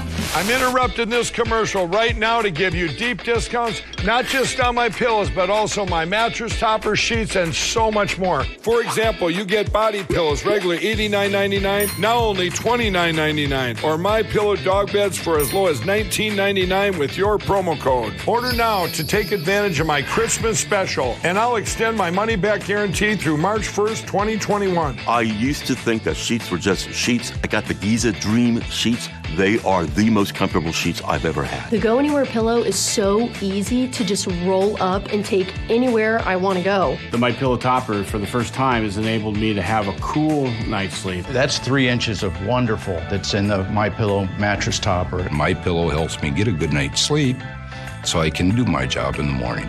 Go to MyPillow.com to get deep discounts, not just on my pillows, but so much more. For example, you get body pillows, regular $89.99, now only $29.99. Or MyPillow dog beds for as low as $19.99 with your promo code. Order now to take advantage of my Christmas special, and I'll extend my money-back guarantee through March 1st, 2021. And get your MyPillow gift cards for the best Christmas gifts ever. Hello, I'm Mike Lindell, and as you know, my passion is to help each and every one of you get the best sleep of your life. That's why I created my new Giza Dreams bed sheets. I started by using the world's best cotton called Giza. It's only grown in a region between the Sahara Desert, the Mediterranean Sea, and the Nile River. It's ultra soft and breathable, but extremely durable. My Giza sheets also include full 21-inch wide pillowcases that will fit over any pillow and deep pocket sheets that will fit over any mattress. The first night you sleep on my sheets, you'll never want to sleep on anything else. Call or go online now to take advantage of Mike's Christmas special. Use your promo code, and for a limited time, when you buy 1 set of sheets, you'll get another set absolutely free. And Mike will extend his money-back guarantee until March 1st, 2021. Order from a variety of colors and solids and new flannel sheets. And don't forget to get your MyPillow gift card for the best Christmas gift ever. Order now.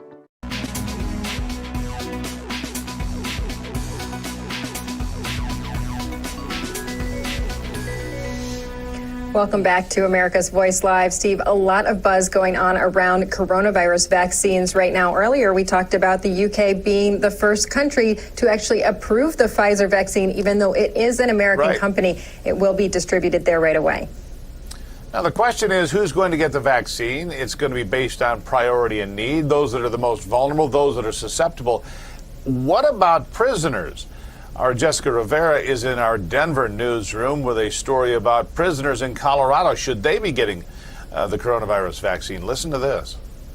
And as the U.S. awaits a coronavirus vaccine, some states have already drafted their plans on who is priority when the first batch is ready. First will be healthcare workers, but surprisingly, prisoners are also high priority in some places, even above the elderly and other vulnerable groups. Here in Colorado, Governor Jared Polis drafted a plan in phases. The plan began with Phase 1A and Phase 1B. But in those two phases, nursing home patients weren't on either of those lists. They were on the Phase 1C list. Then there was Phase 2A, which had prisoners and essential workers being vaccinated, and then came Phase 2B. This phase finally included 65 and older, along with others that have underlying health issues.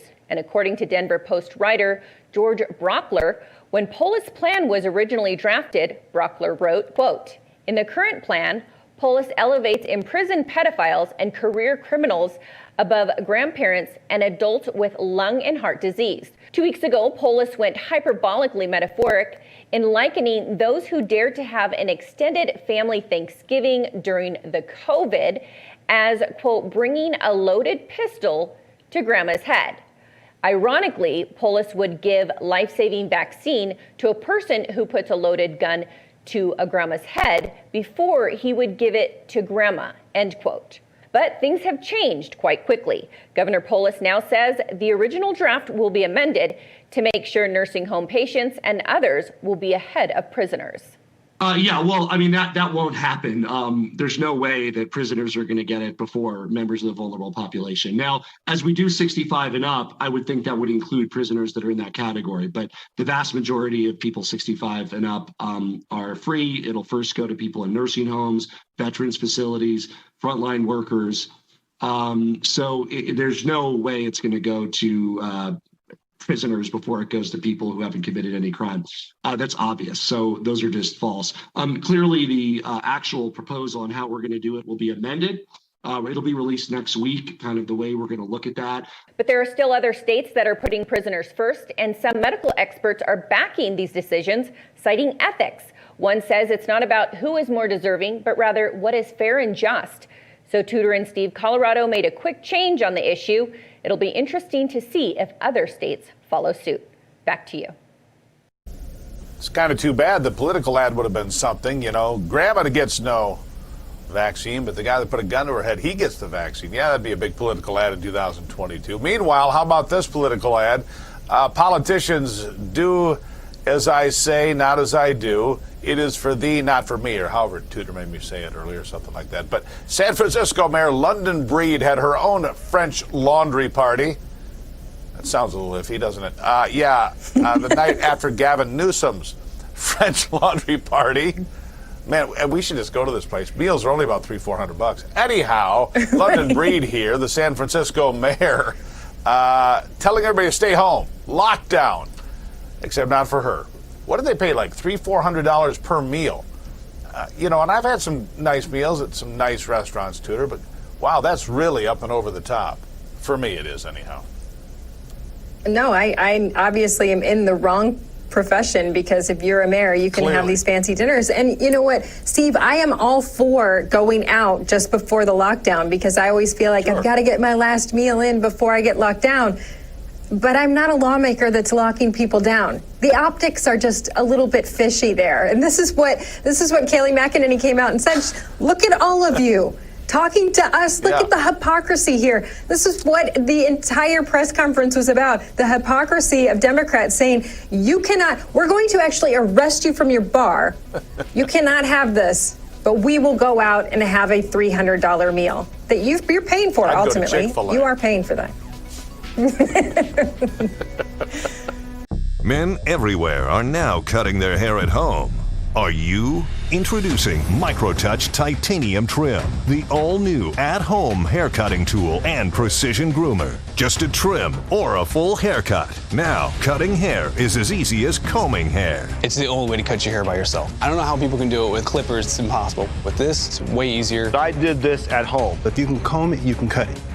Simple. Titanium Trim reinvents everything with a revolutionary design that positions the blades on the side just like a comb, making it easy to cut your own hair with confidence. Now, if you can comb it, you can cut it. Snap on a comb to dial in the perfect length for your style, long, medium, or short, and just comb and cut for pro-level results at home. I just pop on that comb and I get a perfect trim every time. I literally can't make a mistake. I can give myself a professional at-home haircut how I like it. Sometimes I just need a little bit off, and that's what's great about this product. You have these guards, and you just take a little bit off. Okay, I'm good. Now, if you can comb it, you can cut it. Snap off the comb and edge sideburns and beards, or clear your neck and shoulders with zero irritation. And look, Titanium Trim extends a full 40 millimeters for those hard-to-reach areas. Nothing else comes close. I thought it was really cool that it can extend. It really helps. That extra little extension made it so easy. I would never use any other clippers. This is the one to use. Micro-polished stainless steel blades bonded with titanium, precision-engineered comb attachments, built-in extension handle with a non-slip grip and LED spotlight. Just comb it and cut it with MicroTouch Titanium Trim. Order online now at titaniumtrim.com or call 1-800-997-6875. Nobody can get to their barber as much as they'd like anymore, but now you don't have to. If you don't have it, you better get it. The revolutionary, all-new MicroTouch Titanium Trim. Hello, I'm William Shatner, and you may not know this about me, but years ago, I was diagnosed with a sleep disorder. And like millions of others, I was prescribed sleep equipment. Did you know sleep equipment manufacturers recommend daily cleaning? That's why I use SoClean 2. It's the perfect complement to my daily routine, and it's hassle-free. SoClean 2 is fast and easy. It keeps my sleep equipment fresh every day without the need for disassembly. To keep the immune system strong, we should do everything we can to ensure a good night's sleep, including using the SoClean 2 daily to keep sleep equipment fresh. Try SoClean 2 risk-free for 30 nights. Order now and get $100 off. SoClean 2 is so fast and gives you peace of mind that your sleep equipment is fresh each time you use it. Call the number on your screen or go to SoClean2.com to take advantage of this risk-free trial and get $100 off. Call now.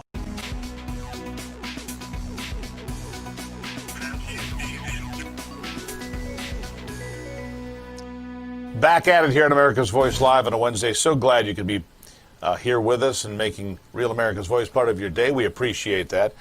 So many things happening in the coronavirus pandemic fronts that we need to cover a lot of space. Remember, the president went after a vaccine beginning on January the 13th. That was the origins of Operation Warp Speed. January the 13th. Nobody in this country had died on that day. It was more than 2 weeks before he stopped flights from China from coming into the United States. But he knew they had to move forward on a vaccine. And he said in a press conference, maybe in 12 months, and Anthony Fauci corrected him and said, maybe more like 18. They were both wrong. The president delivered on a vaccine in 10 months. It is a remarkable accomplishment. I don't care how you slice it. Dr. David Samadi is here with me today to look at some of the things that are going on. We have just learned the UK doctor is approving vaccines to be injected into arms today for Pfizer. I would expect next week the United States will start seeing millions of doses go out, and then, of course, Moderna not far behind. Johnson & Johnson says a one-shot vaccine coming maybe right after the first of the year. This is a remarkable accomplishment in the history of science, is it not? It's absolutely a medical miracle. Now, every time we talk about vaccines, there are always going to be people who just don't want to get the flu vaccine. They don't want to get the COVID vaccine. Put that aside. That's a personal choice. But in general, this is absolutely goes to the credit of the healthcare system, the administration, the president, vice president, for really putting the private and the public sector and push through with such a fast speed and safe to be able to give these vaccines to us. Now, why is this important? A lot of doctors, nurses, nursing home, elderly, people that have diabetes, high blood pressure, people that this virus has been targeting, now we're able to protect them. A very interesting news broke out yesterday that there's estimate of almost 50 million Americans that may have already antibodies. That's right. And if we go with it, and so that's a great news for us. And if we go with the fact that almost like 30%, 40% of the populations will get this vaccine, that's your herd immunity. If you can get to 60, 70% of coverage, this vaccine is not going to have any place to go, and we'll be able to open up our economy, have normal life, and hopefully, I can't wait for the day that we don't have to wear these masks. Now let's talk about that. If 50 million just over, based on the math on that equation, could have already been exposed to the coronavirus, COVID-19 virus that's out there, then you take the 70 million doses of vaccine that are available. Those are double doses, so that's another 35 million people that are vaccinated. You're at 85 million people. And then by the time you get to May, we're told that every American that wants the vaccine can have it. First question is this, doctor. Will you get the vaccine? I will. I have no qualms about it whatsoever. Will you get it? And who should be at the front of the line? I think it's all about the pros and cons. And you have to understand that if you're at a high risk, for example, as doctors and nurses and medical staff, we're exposed to a lot of patients in the hospital. So it's to my benefit to get the vaccine.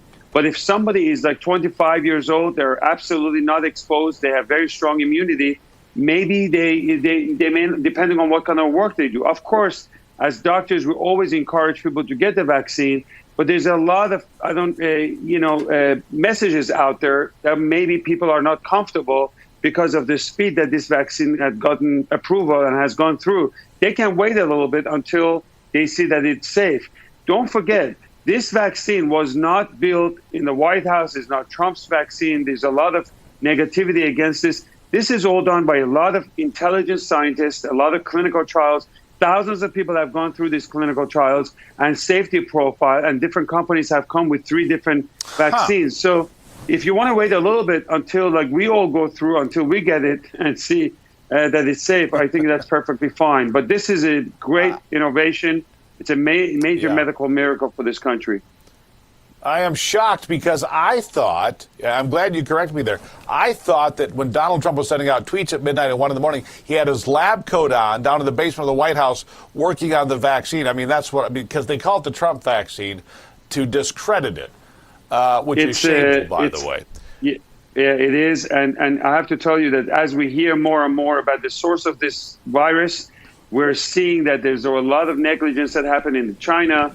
They allowed this virus to get out and really get the entire globe involved. Millions of people died. And I'm amazed. I still cannot understand and figure out how President Trump in January stopped all the flights to this country. That was probably the best decision. And one day we will find out. But that was probably the best decision to control the infection to come in our country. Yeah. And even though we lost a couple of 100,000 people out there, this could have been a lot worse than you see today. So I think we've made a huge progress. One last quick question.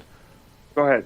Yeah, I have one last quick question because the CDC changed their guidelines today. It's been 14 days quarantine, 14 days quarantine. Now they're saying, wait a second, maybe 7 to 10 days. That's also a dramatic change from where we have been for the last several months, right? So finally, they're listening and they're paying attention to data and understand that lockdown is not a cure. This is exactly what I put on my Twitter half an hour ago. Lockdown is not a cure for COVID-19. You may reduce the numbers temporarily, but the minute you open the economy, it's going to go back up. We need to really understand exactly how this virus behaves, which you already know. We have a lot of therapeutic medications, and we have our hospitals equipped with this. So there are a lot of countries, for example, in Switzerland, they never went lockdown. The restaurants were open, but they did the social distancing. That's right. And masks, and they had curfew after 11 o'clock. And guess what? Their numbers are much lower than countries like Austria that they went full mandate lockdown, and their numbers are going up like crazy. So short-term, lockdown can reduce the numbers, but if you go for 2 weeks, those numbers will go up, and it makes it actually even worse. So I'm glad they're coming to their senses. You lock people in a closed building, it's going to spread among the people in the building. Dr. Samadi, we have to leave it there. Dr. David Samadi, we always appreciate your input and your insight. Thank you so much for taking the time. Thank you, sir. Again today. Bringing Tudor back in to join me now to sort it out. He didn't answer the question, though. I asked him one important question, and that was, would you get the vaccine? I didn't hear that from him, Tudor. I'm a little surprised he didn't answer. I'll get it. I think you're a little skeptical. Yeah, I don't care. I've been, spent so much time in hospitals in my life, self-inflicted injuries. What's one more shot, I would probably get it. My parents will get it. I am a little nervous about giving it to my children. I just don't think they need it at this point. So I am on the fence on the kids. I don't want to make a decision for anybody else, but I am on the fence for my children. There you go. The parlor question of the day. We've got a second to get in your parlor question. You were talking about reeling in the big tech folks. Here's her question. I'm going to read it for her. I'll be Tudor for a moment. President Trump says he'll veto the National Defense Authorization Act if it does not eliminate Section 230 of the Communications Decency Act. Should these protections be taken away from social media companies? Let us know right here at Steve Gruber Show, at Tudor Dixon. Real quickly, let's get to an answer or two if we can. Tudor, go ahead. Okay, let's get one of those up there. There we have Gary User King 4444. They should have never had this protection. They have always been publishers. These companies are extremely corrupt, and taking away their protection will give the American people a lot more freedom of speech, or actually maybe they'll just start taking away our freedom of speech altogether, Steve, because that's what this is all about. They're publishing and they are squashing the American voice. And so if you take away this protection, do you actually get to speak more? I'm not sure about that. That's an interesting question. Maybe that just gives them more power over the American voice. We'll have more of those later in the program, so stay tuned because you won't want to miss what the people had to say. Do you have any idea how your mattress affects your body and how well you sleep? Is it too hard or too soft, causing you to wake up with sore shoulders, back, or hips? Are you uncomfortable because you're too hot or too cold? Now you can get the total body support you need and the better sleep you want with the new MyPillow mattress topper. Hello, I'm Mike Lindell. When I invented my new MyPillow mattress topper, I made it to have everything you'd ever want in a topper. My mattress topper helps give you the support you need, helps relieve your pressure points, and regulates your body temperature for you as an individual. It comes with a 10-year warranty. You can wash and dry the cover. It's made in the USA, and I back it with my 60-day money-back guarantee. Call or go online now to take advantage of Mike's Christmas special. Use the promo code and Mike will give you 30% off and 2 standard MyPillows absolutely free. And he'll extend his 60-day money-back guarantee through March 1st, 2021. MyPillow topper delivers on its promise to give me a better night's sleep. I can sleep all night through, and it's a miracle for me. Mike's exclusive 3-layer design starts with a layer of MyPillow foam, providing you superior support and comfort. The second layer of transitional foam evenly distributes body weight and helps relieve uncomfortable pressure points for optimal comfort. Mike's ultra-soft outer layer is a patented temperature-regulating cover that helps keep you at your ideal sleeping temperature all night long. Unlike other sleep systems costing thousands, the MyPillow mattress topper takes comfort to a whole new level without wires, remotes, or moving parts. Call or go online now to take advantage of Mike's Christmas special. Use the promo code and Mike will give you 30% off and 2 standard MyPillows absolutely free. And he'll extend his 60-day money-back guarantee through March 1st, 2021. And don't forget to get your MyPillow gift card for the best Christmas gift ever. I personally guarantee it's going to change your bed into the most comfortable bed you'll ever own. Order now. This is the kind of card that has America talking. With it, people with Medicare are getting all-in-one coverage for their doctor visits, hospital care, prescription drugs, and more. This kind of insurance, called Medicare Part C, may also cover dental care, eyeglasses, hearing aids, fitness programs, vitamins, even healthy meals and rides to the doctor. With this kind of coverage, you do not need a Medicare supplement insurance plan. You will access your benefits through your Medicare Part C plan for one low and oftentimes $0 monthly plan premium. You deserve to get the most from your Medicare benefits. Call now for free information that may help you get more coverage for less money. There is no obligation to enroll. Whether for yourself or someone you love, call the number on the screen now. Call now.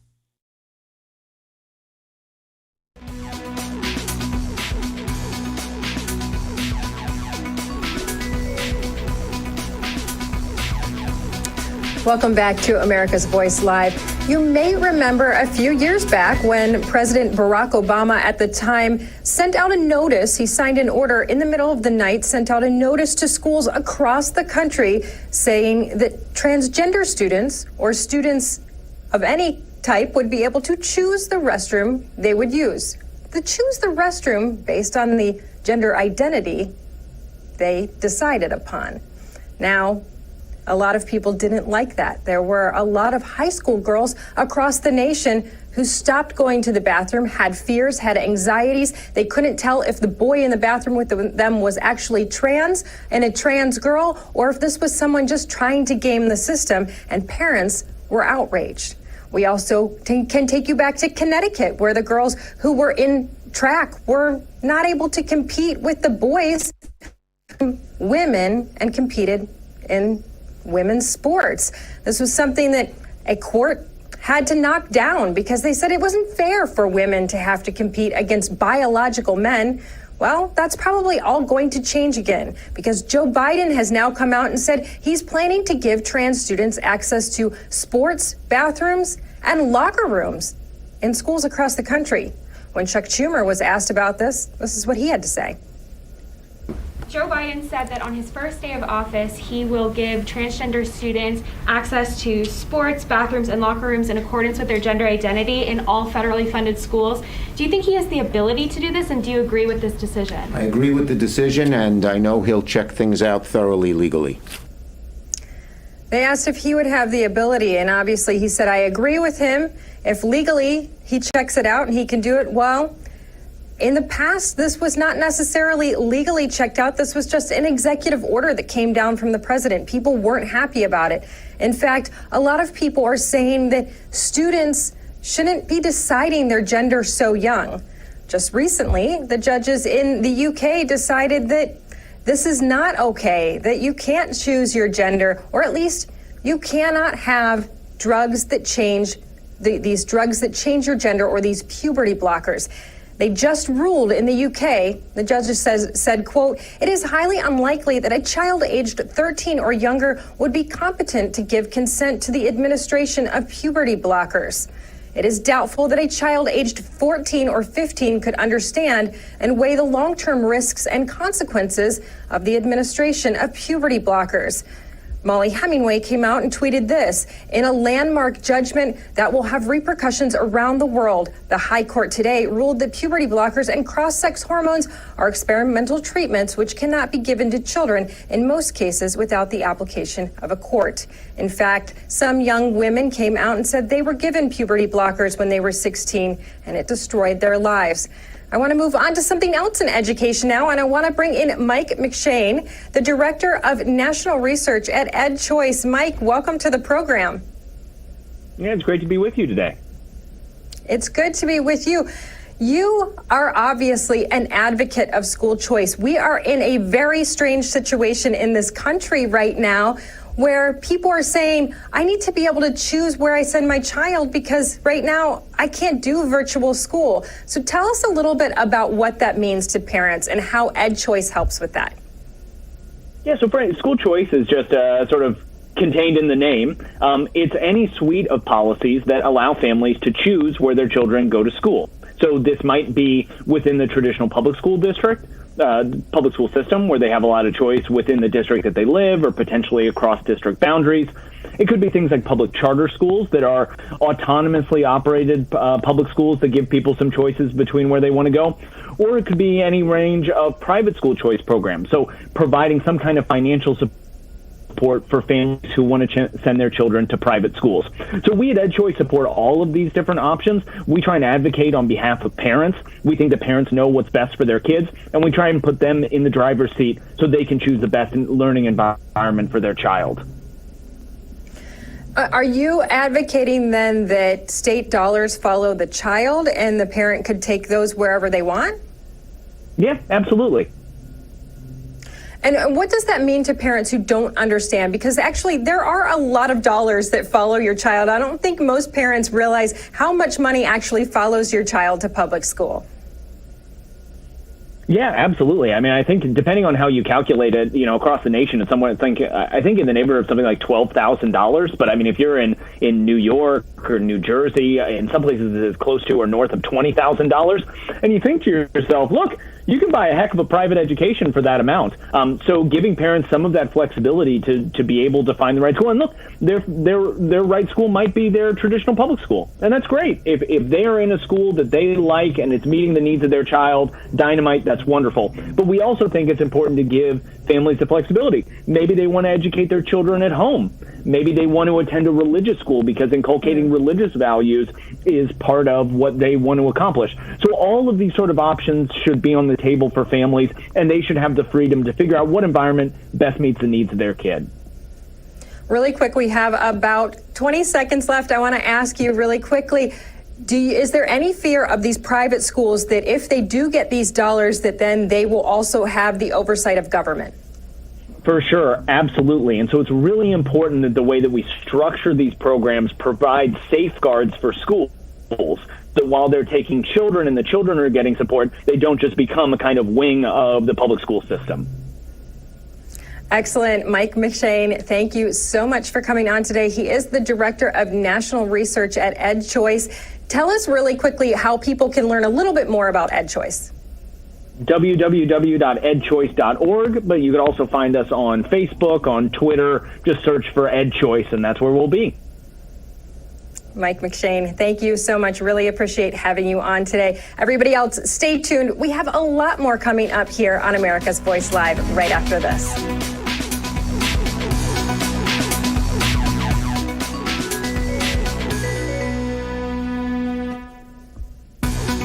When it's cold outside, the secret to keeping feet warm and comfortable is 35 Below thermal socks. They're the anytime, anywhere cold weather socks guaranteed to keep your feet comfy, cozy, warm to meet the demands of your active outdoor lifestyle or just lounging or working at home.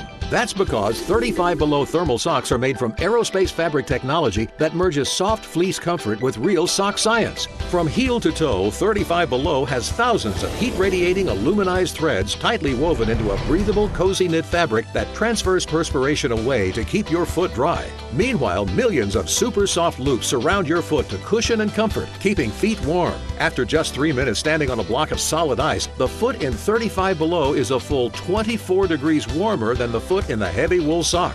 Wear and compare. Bulky cotton socks soak up sweat. Wool socks itch and make feet overheat, but breathable 35 Below socks help keep moisture away and feet warm and dry all day. For work or play, these are the socks you'll wear every day. In my job, I can be outside rain or snow, and that's why I go with 35 Below to keep my feet warm and dry. They're so soft, so comfortable. My feet feel amazing. Whether it's for outdoor days on the go or downtime days when you're relaxing indoors, 35 Below socks are so comfy cozy you'll never want to take them off. They're machine washable, dryer safe, and now 2 pairs of amazing 35 Below socks in gray or black are yours for just $19.99 plus shipping and handling. And wait, as a special bonus if you order now, we'll add a 3rd pair to your order absolutely free. And when you call, ask about the 35 Below Gator with heat-retaining aluminized threads and a triple layer design to keep your neck, face, and head comfy, cozy, warm. Get 3 pairs of 35 Below thermal socks, all for just $19.99. Here's how to order. To order your 35 Below thermal socks in gray or black, go online to 35belowthermal.com or call 800-505-2971. Hello, I'm William Shatner, and you may not know this about me, but years ago, I was diagnosed with a sleep disorder. And like millions of others, I was prescribed sleep equipment. Did you know sleep equipment manufacturers recommend daily cleaning? That's why I use SoClean 2. It's the perfect complement to my daily routine, and it's hassle-free. SoClean 2 is fast and easy. It keeps my sleep equipment fresh every day without the need for disassembly. To keep the immune system strong, we should do everything we can to ensure a good night's sleep, including using the SoClean 2 daily to keep sleep equipment fresh. Try SoClean 2 risk-free for 30 nights. Order now and get $100 off. SoClean 2 is so fast and gives you peace of mind that your sleep equipment is fresh each time you use it. Call the number on your screen or go to SoClean2.com to take advantage of this risk-free trial and get $100 off. Call now.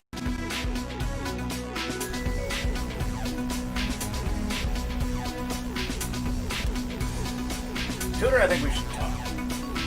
I think it's come to that point in the program that we need to have a conversation.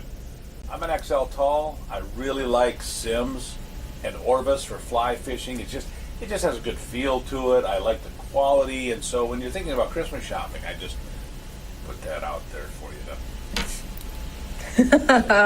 It is Christmas. It is Christmas, and to talk about Christmas a little bit, it's very important that the White House gets decorated every year. Now, I don't know if you remember last year, there were those red trees in the hallway, and the First Lady got a lot of grief over those red trees.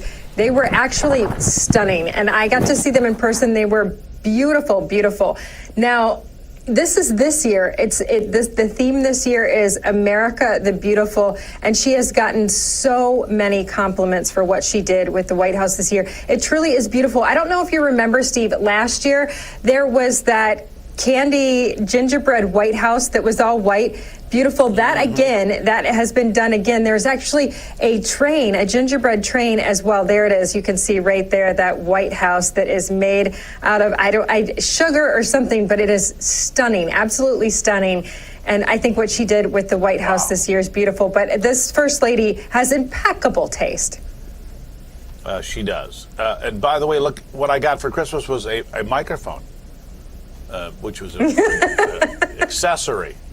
An accessory when you're doing TV, the microphone is key. Yeah. It's all good. Let's talk about your parlor question, Tudor. You've been doing a great job with that. The people love it. They respond well.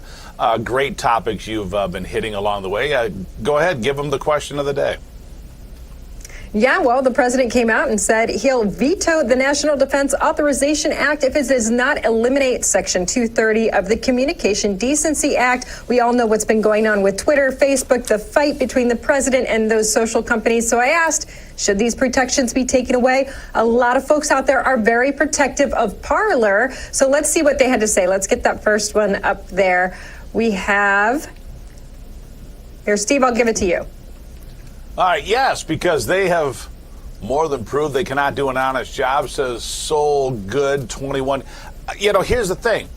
These feckless billionaire weasels think they can say and do as they please while blocking what we can say and do. And that's the complaint so many people have. Let's go to the next one.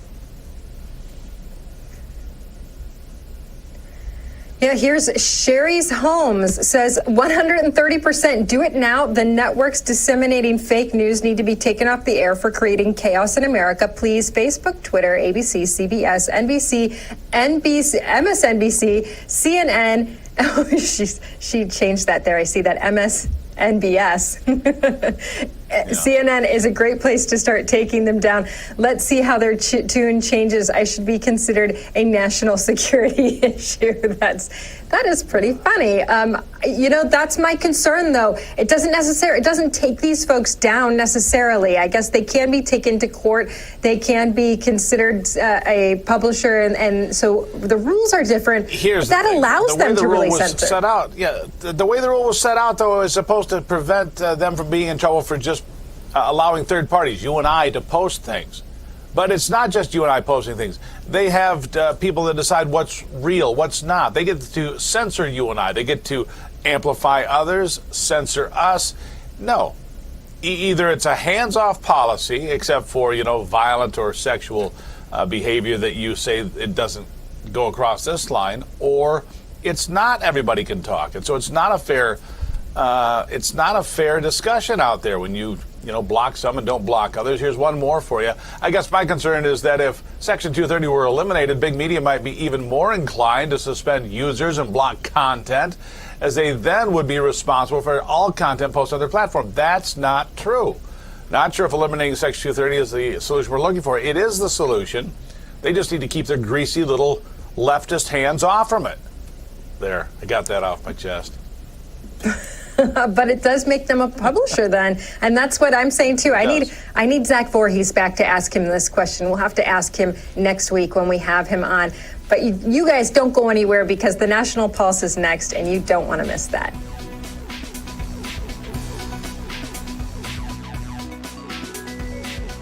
Hello, I'm Mike Lindell, inventor of MyPillow. Just like you, I had problems sleeping. I tried every pillow out there and nothing worked. 15 years ago, I invented my pillow. It took me 2 years to develop because I wanted to have everything you would ever want in a pillow. I made sure that you could adjust my patented fill so you could have the exact support you need as an individual, regardless of your sleep position. I also wanted a pillow that would last, so I made my pillow machine washable and dryable. I back my pillow with a 10-year warranty and a 60-day money-back guarantee.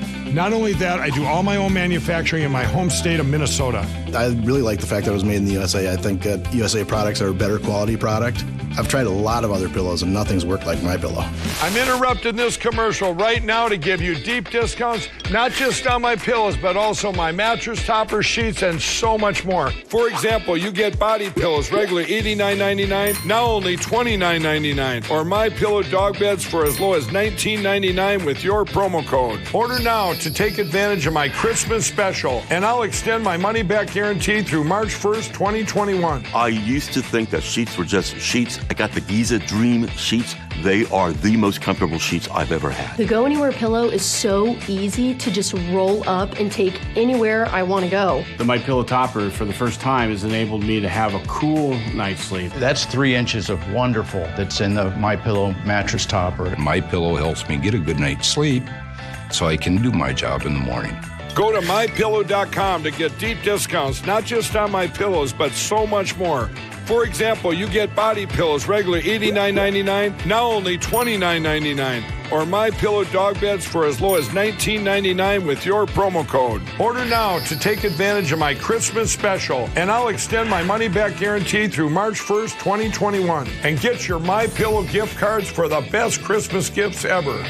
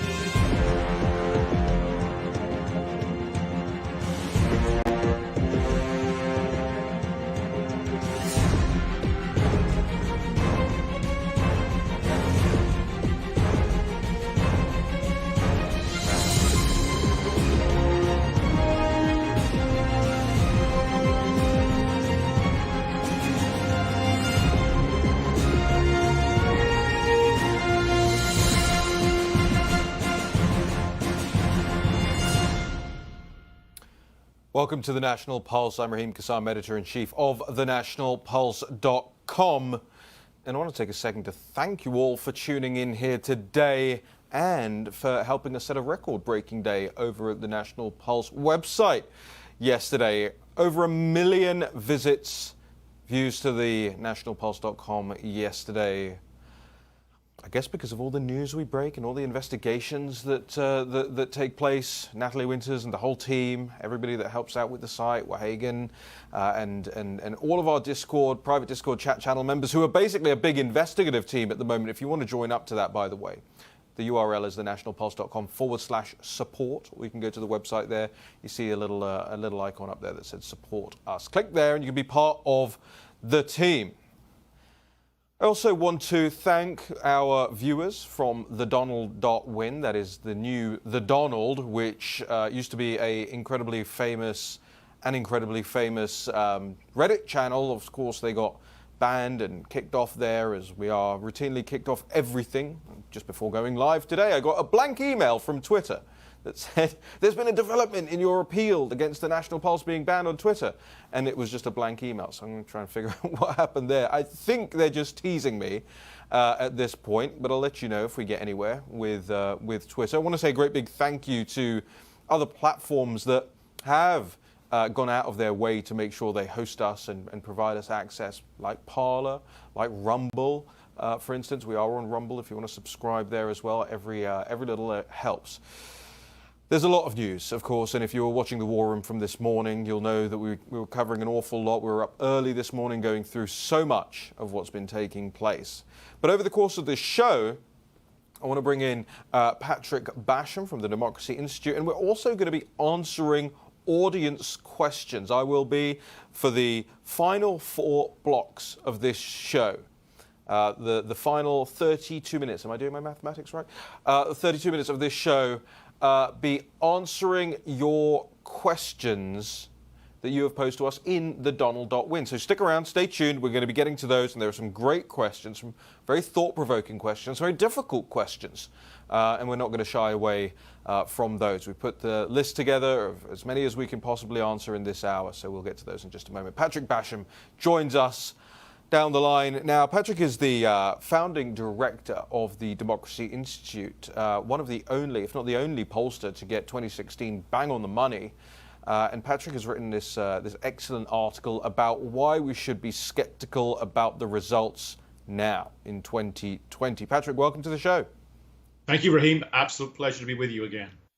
So, I mean, let's start off where the media always starts off. You're a conspiracy theorist. Biden won, you're a conspiracy theorist, you've got no cause here, you have no standing, you're grifting, you're telling the audience what they want to hear, just to come on this program and earn all the thousands of dollars that we pay you. Oh wait, we don't.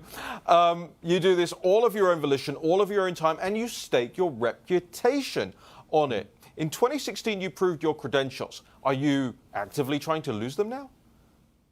No, I'm actually, if anything, trying to reinforce them, because if you're in the think tank business, or actually if you're in the polling business, and we're in both, your mission, one hopes, one tries every day, is to speak truth to power, right? So that you have to tell, whether it's someone sponsoring a poll or whether it's a conclusion to a piece of research, you're trying to tell your audience what you think the best evidence demonstrates, whether that is a conclusion that fits with their